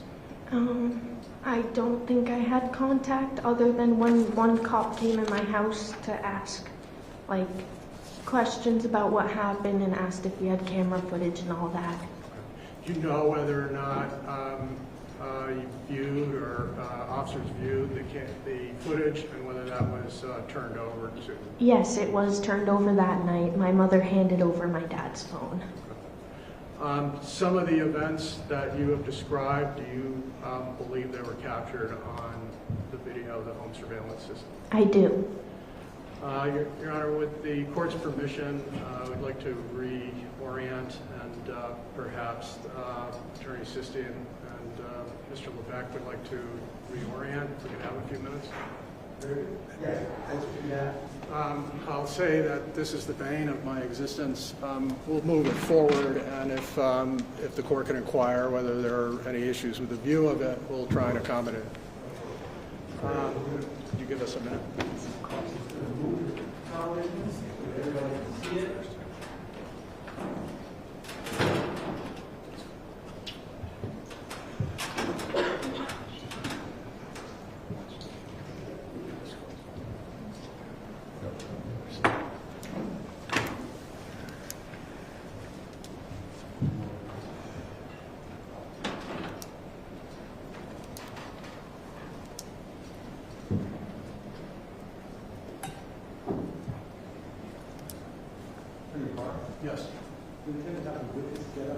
With the court's permission, I'm going to ask that the witness step into the well, Your Honor.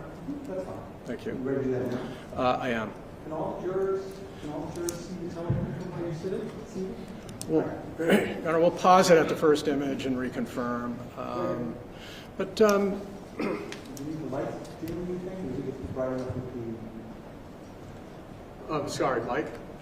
I can bring the mic back. No, the lights, we're going to need to dim the lights eventually? Well, we'll get to that. Yeah. All right, so let's start with that. Okay. Kendra, can I ask you to step down with the judge's permission away from the witness stand? Staff members of the jury, can you all, down the end, can you all see that? Very good. And it's possible, it's best if you kind of move forward into the well but not block jurors. And I am showing you, Your Honor, this has been pre-marked for identification as states number 2. Thank you. Kendra, you've described your view outside a window that's consistent with surveillance video from your home. Do you recognize this image? And can you explain for the record what you are seeing? I'm seeing the same thing. And is this, inquire with the court reporter whether or not the witness needs a mic? Yes, Mike? I'm going to move this and try and keep my voice up.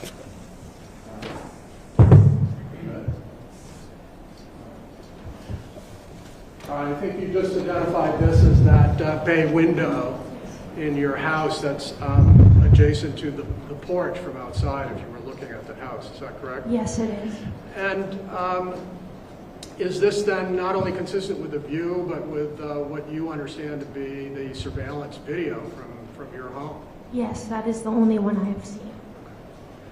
I'm going to ask co-counsel, if we could proceed. Well, at this point, Your Honor, let me just it's for ID, and I don't mind us being stricken all the way. I want this as a full exhibit. Agreed. So is it agreed this is now a full exhibit? Yes? It's a full exhibit. Very good. This will be marked as State's Exhibit 2 as a full exhibit. Could we play? And you're allowed to play it.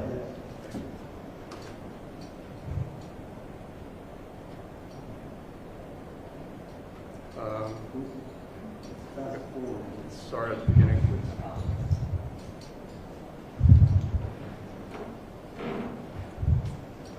Thank you for that.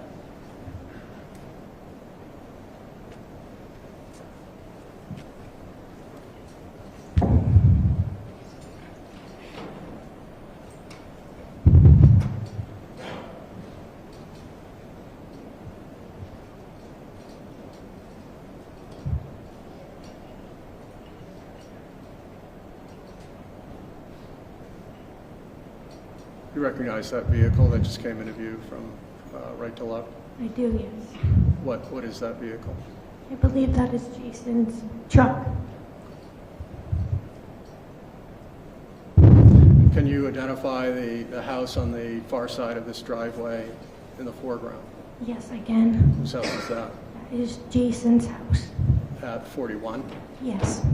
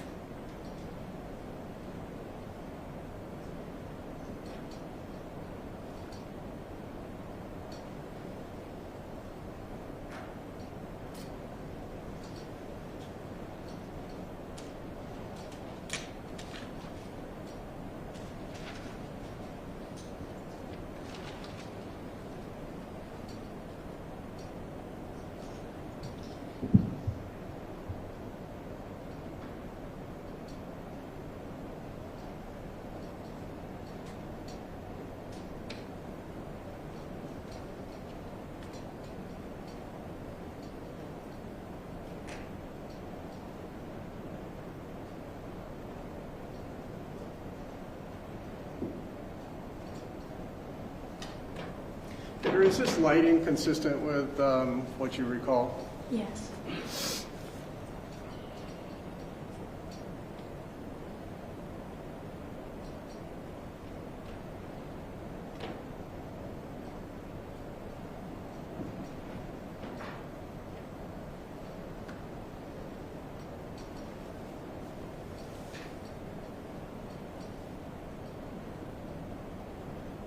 And you recognize that as the same vehicle? I do.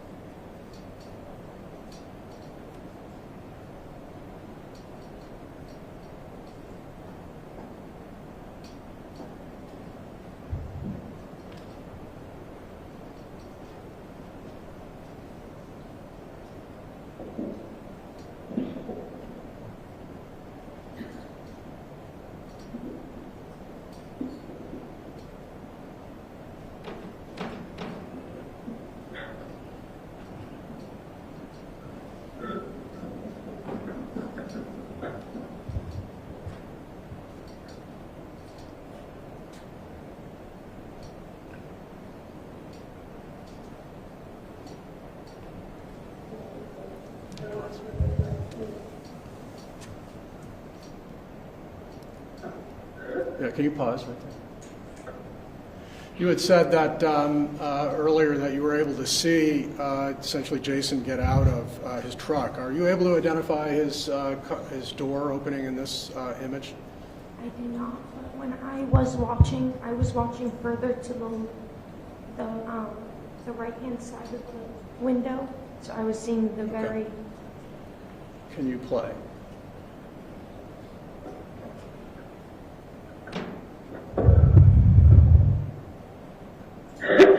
Can you stop it? And who is this who just left, apparently, your home? Dad. And now in the left-hand image, and it may require you to move forward, are you able to identify Mr. Levesque in the far left next to the porch? I was not out at that time, so no. Okay.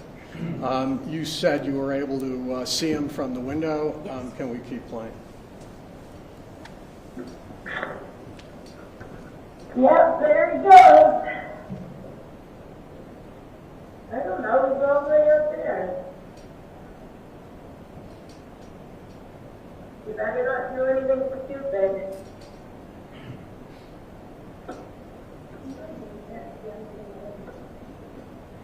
Oh, you better not do anything fucking dumb.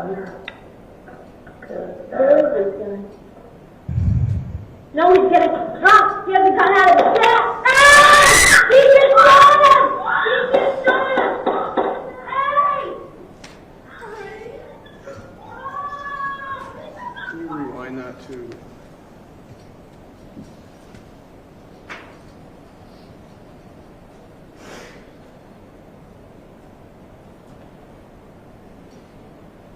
Yeah, right there. Were you able to see, Kendra, your dad and Jason in the far image when you were inside? When I was watching that, Yeah. it was. Okay. And whose voice is that in the, I guess, background or the overlay of this video? My mom. Was fair to say your mom was also with you watching out this window? She was not watching. She was just in the living room. Okay. And can we advance it forward again?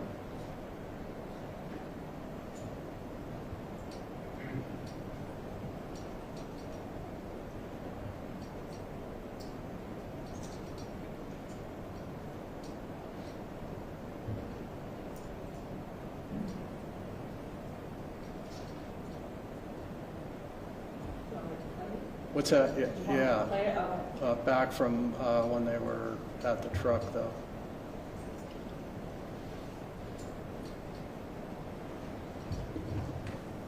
You better not do anything stupid.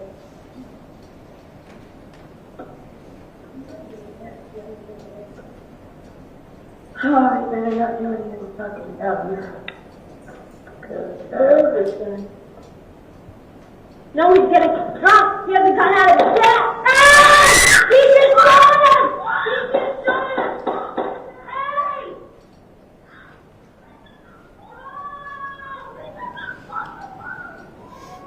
Can you identify who that is? And now? My mom.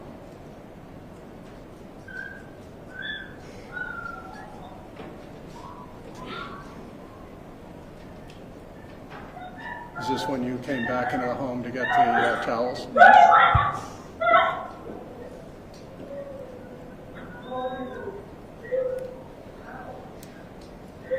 I need to call him. Call 911.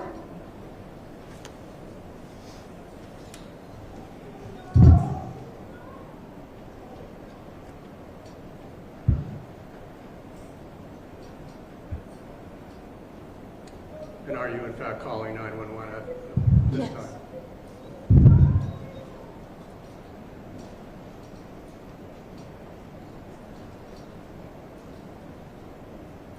Okay. Your Honor, I believe by agreement the ID is struck and this is now moved as a full exhibit in Correct. evidence. Yes, it is. Thank you. So we're done showing this at this point? Can we all go back where we are, or is there more testimony? We can. I am good. Good. Thank you. Go back. I'd like it available for cross-examination. It'll be available. Bring the lights back up.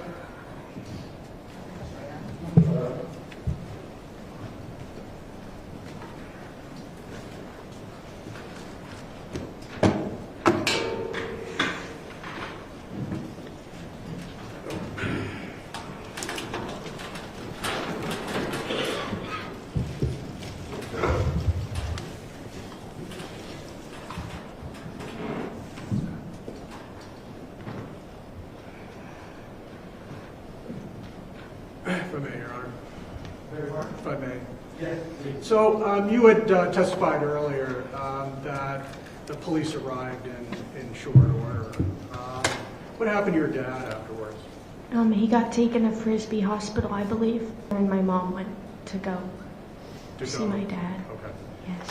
And I assume your brother was at home. Yes. And did you stay with your brother? Yes. Is that parts of that video of a fair representation of what you saw and experienced that night? No, I believe it's correct. Okay. Thank you. I could have a moment here.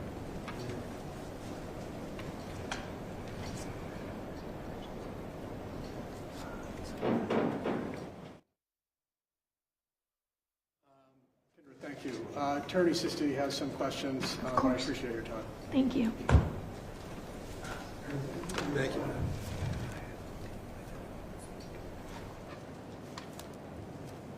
Hey, good afternoon. Hi, Sisti. How are you? I'm okay. Thank you. Everybody calls me that. Hey, let me ask you something, okay? We never met before. Yes. Okay. But that was horrific to watch, right? Yes. I mean, seeing your dad get shots is going to be about the most terrible thing. Yes, it is. Especially, I mean, a daughter and a father. Yes, you are correct. I mean, you're dedicated to him, right? I love him, yes. And he loves you like crazy, right? Like crazy, yes. Right. And it's kind of a special bond, right? Yes. You were talking, you were calling Jason, but prior to the 4th of April, you didn't really know Jason, right? I didn't know him too much, no. No? I mean, there wasn't any real connection there between your family and his family, right? No, not much, no. Right. I mean, you live next door. Yes. He never bothered you, right? No, I have not had contact with him ever. Let me ask you something straight up, okay?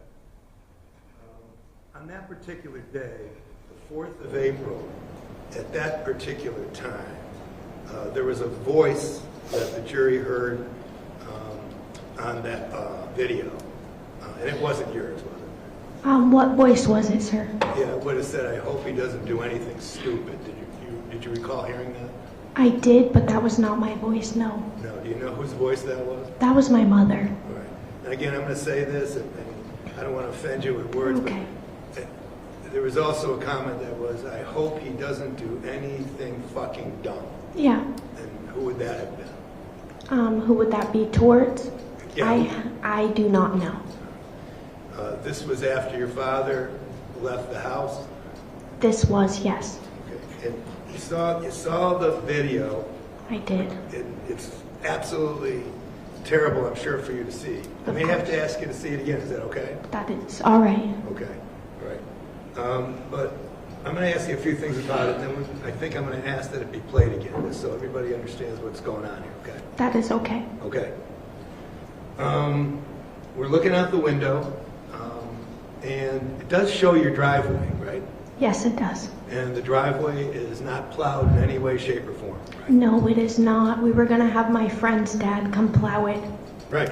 Yes. And the Department of Public Works in Rochester had plowed that day. Yes. And you could see where they plowed because there was a ridge of snow at the end of your driveway. Yes. Okay. And that was there prior to Jason and the truck ever showing up, right? Yes, we did have snow. Yes. A great deal of snow. Yes, we did. Okay. And as you're watching that particular video, would it be fair to say you couldn't hear what was going on outside, right? Yes, of course. You don't know what your father said to Jason? I do not know. You don't know what Jason, if anything, would have said to your father, right? You are right. Hey, let me ask you something else. Did you ever meet Jason's daughter? I have never. Never. No. So what we saw in the video, and I'm probably going to have it rubbed up again. I hate to do this to you, if you understand. I really do. Okay. But what we saw was that your driveway wasn't plowed, and we saw Jason operating his plow truck out in the road, right? Yes. And there's that telephone pole, light pole, that's pretty visible in that video. Yes, sir. And you may not know this, but the jury went out with us this morning to that scene so we could all see it together. Okay. So now we're all talking about the same thing. Of course. And we know that that telephone pole, light pole, is on the other side of your driveway, the Levesque side of the driveway. It is. It's at the end of our driveway, yes. Right. And we saw the plow truck plowing snow, and it only went up to the telephone pole, correct? It did go a little past the telephone. Okay. It wasn't blocking your driveway? No, it wasn't, no. And then what we see, did you actually see Jason get out of the truck? I did not. I just saw them outside of the car together. All right. So you saw your father approaching Jason, right? No, I saw when my dad was walking away from Jason. Okay, so you never even saw the initial contact? No, I was upstairs in my room. So you don't know how any of that started at all that evening, right? I do not know. I just know it was obviously over snow. Yeah, well, something was going on. Yes. And obviously there was a shooting at the end of it, right? Yes. But you don't know what started it, right? I do not know. And you don't know how it got to the point where a firearm was used, right? No, I do not, sir. I'm going to, just for clarification, just so we make sure we know where the positions are and what took place, I'm going to ask to have that re-shown if I could. Thank you.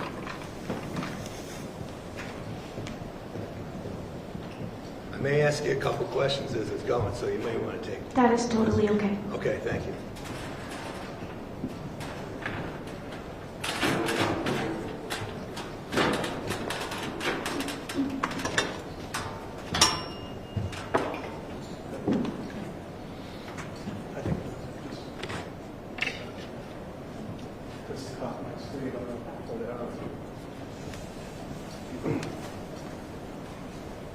And we can run it to the spot, or a little before the spot where you ended it. I just need the graphics up to that spot.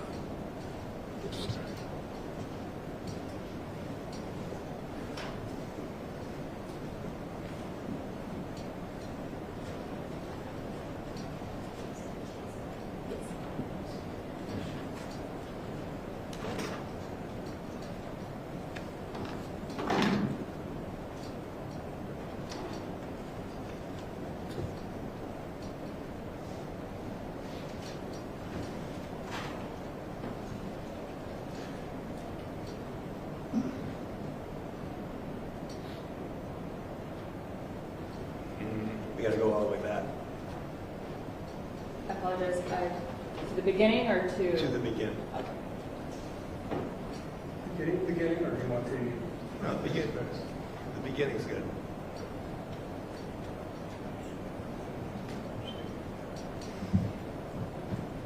Okay, it takes a little time before we get to the action here. So, and again, this is your driveway, right? And it's unplowed. And it doesn't look like much action there. Some little tire tracks, but nothing out to the road, right? Okay. Not a lot of coming and going that day.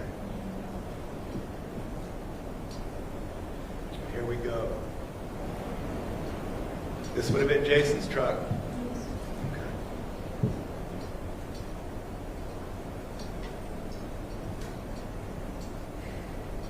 The jurors came to witness his answer. Yes. Okay. Very good. And again, you didn't see any of this either, did you? I didn't know. Right.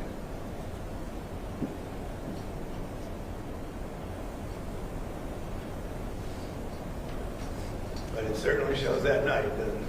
Yes,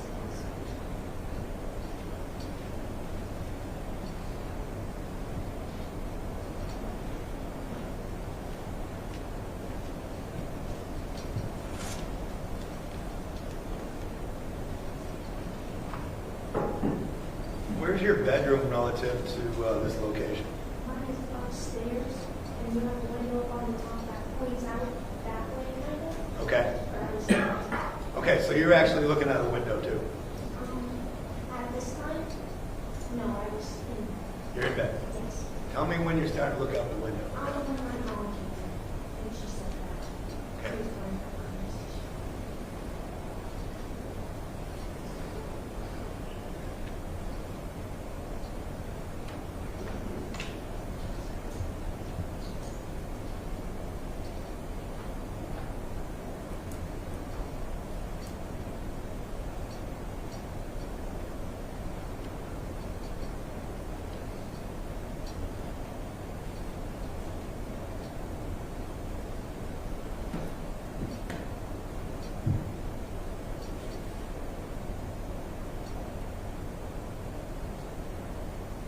Is this about where you get to see it?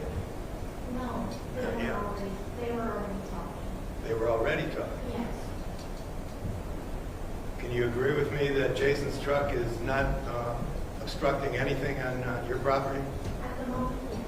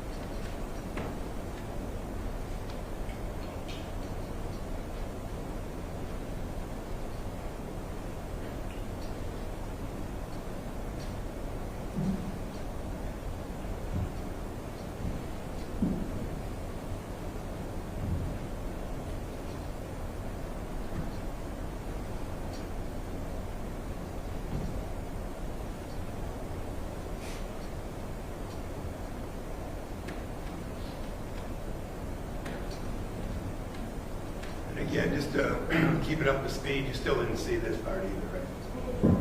Good.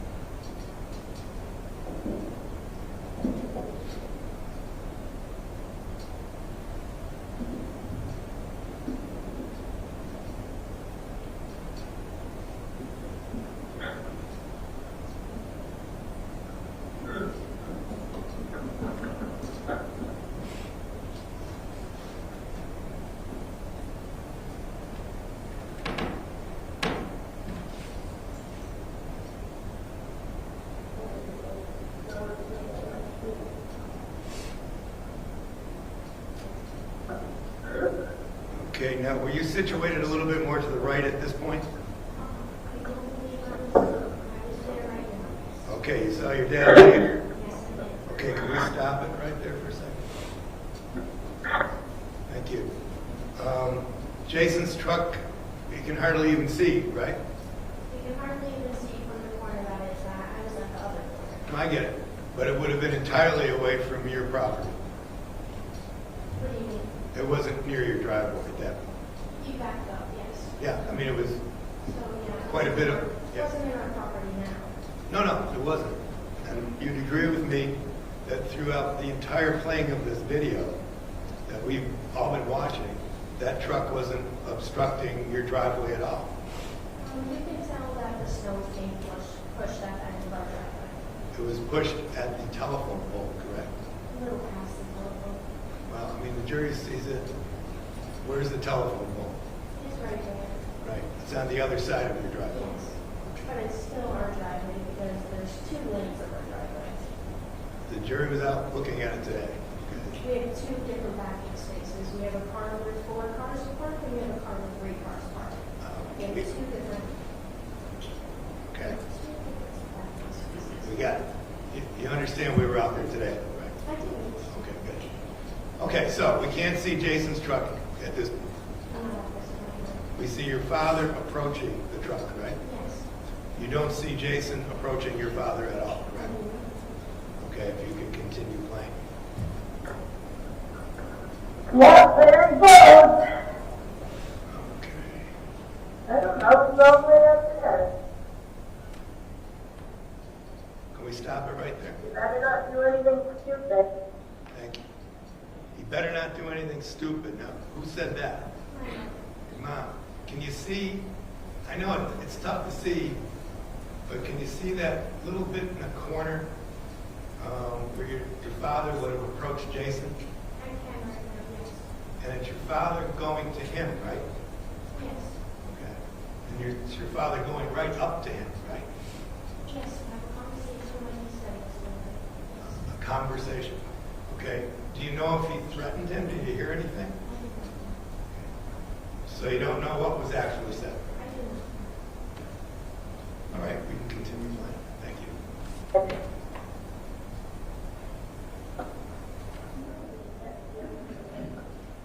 Okay, can we Oh, start? you better not do it. You don't know what's going on there, do you? I don't exactly, because I'm not outside. Right. You don't know if there was an exchange or if there was just a one-way conversation, right? And certainly you don't know what your father would have been saying to Jason at that. That is correct. Okay. All right, we can continue.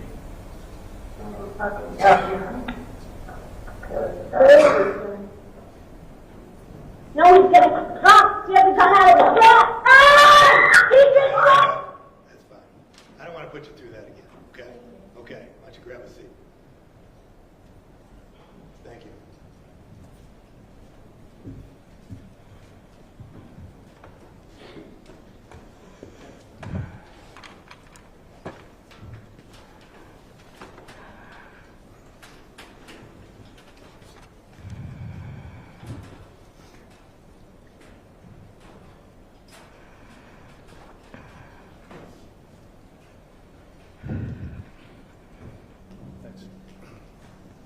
Thank you.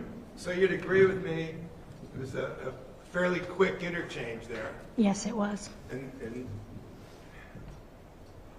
unfortunately, you got to see something that was absolutely horrific.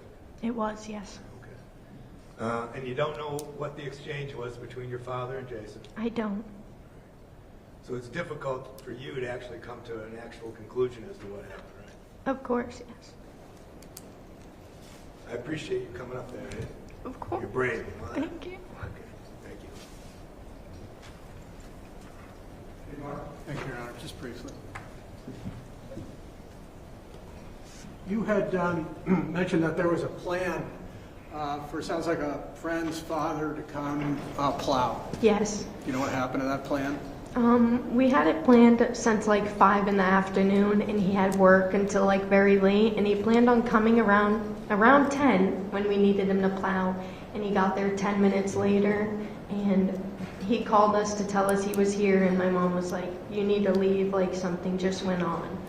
So. And so he was supposed to come at about 5 o'clock, is what you just said, Yes. and he hadn't come. Yes.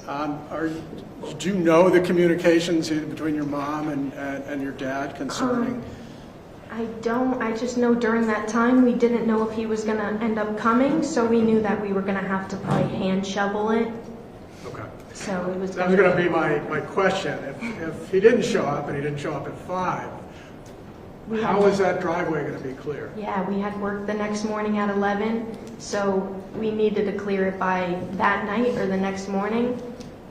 So it was just more of, there's more snow in our driveway. I understand that your living situation had you there some days and not there other days. Yes, I'm not sure whether you know anything about the first snowstorm of the season and any issues between Jason and your dad. I do not. Okay. And so Attorney Sisti asked you some questions about, you know, what you observed with the plow going up to the pile, kind of up to maybe beyond the pole. Yes, of course. Do you know whether or not Mr. Levesque was actually finished plowing? Had he back-pulled, for instance, all the snow out of his driveway? No, it looked like he was still plowing because in the end of the video when my dad went to go out, he was backing up to plow again.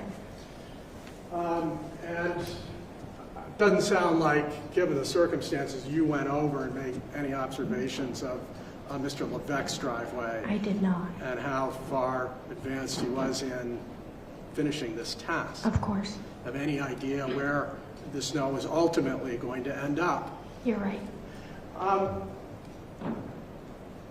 Look, the Attorney Sisti asked you some questions about, you know, what happened out there between your dad and Mr. Levesque. And it sounds like you're straight up front, you know, you couldn't hear that conversation. I could not, no.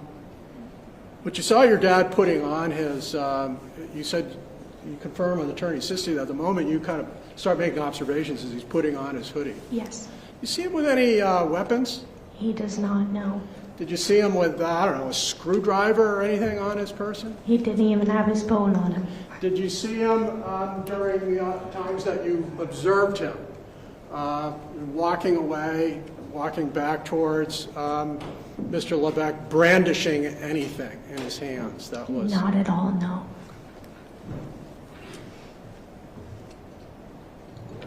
Thank you. Those are the questions. Just a couple. Actually, you don't know what was on your father, right? I do not. And certainly, from what we saw, and we just saw it briefly from a tough angle, it didn't appear as though Jason would be able to see what was on your father either. Objection, speculation. If you can answer it from what you saw on the video.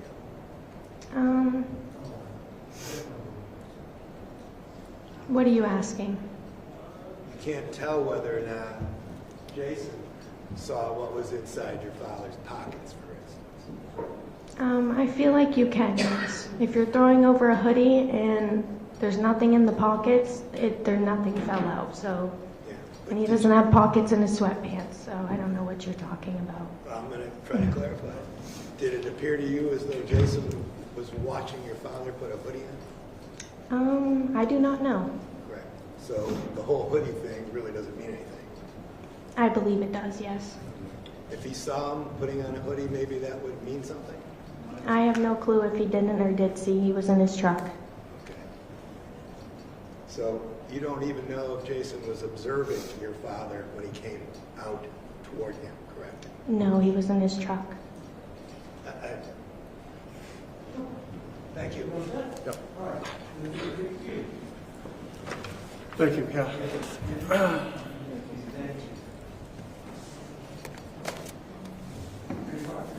Thank you, Your Honor. Angela Violette.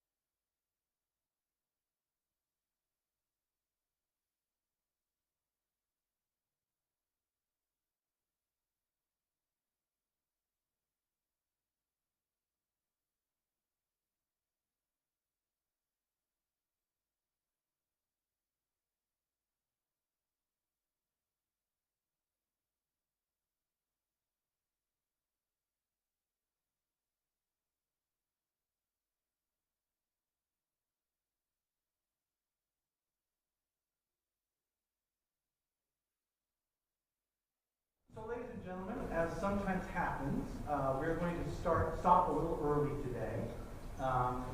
Just scheduling reasons, it just makes sense for us given the late hour. Rather than start another witness at this point, we're just going to suspend for the rest of the day. We'll start up again tomorrow morning. No worries though, we are told by the parties that we are well on track to finish this case on time.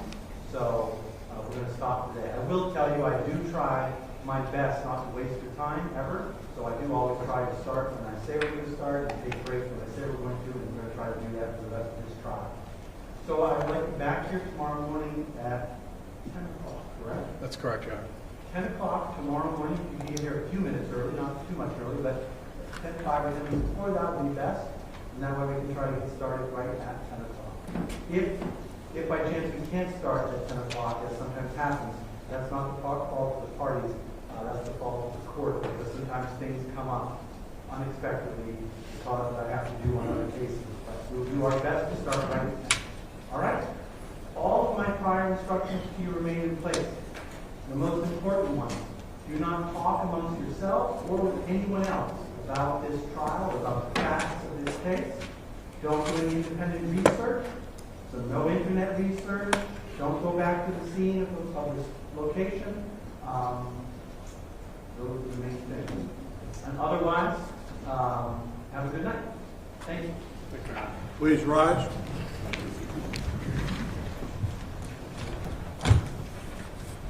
Oh, don't look at the media copies. That was the third thing I was going to tell you. Obviously, don't review any media accounts about this. That's the third thing. Okay, have a good night.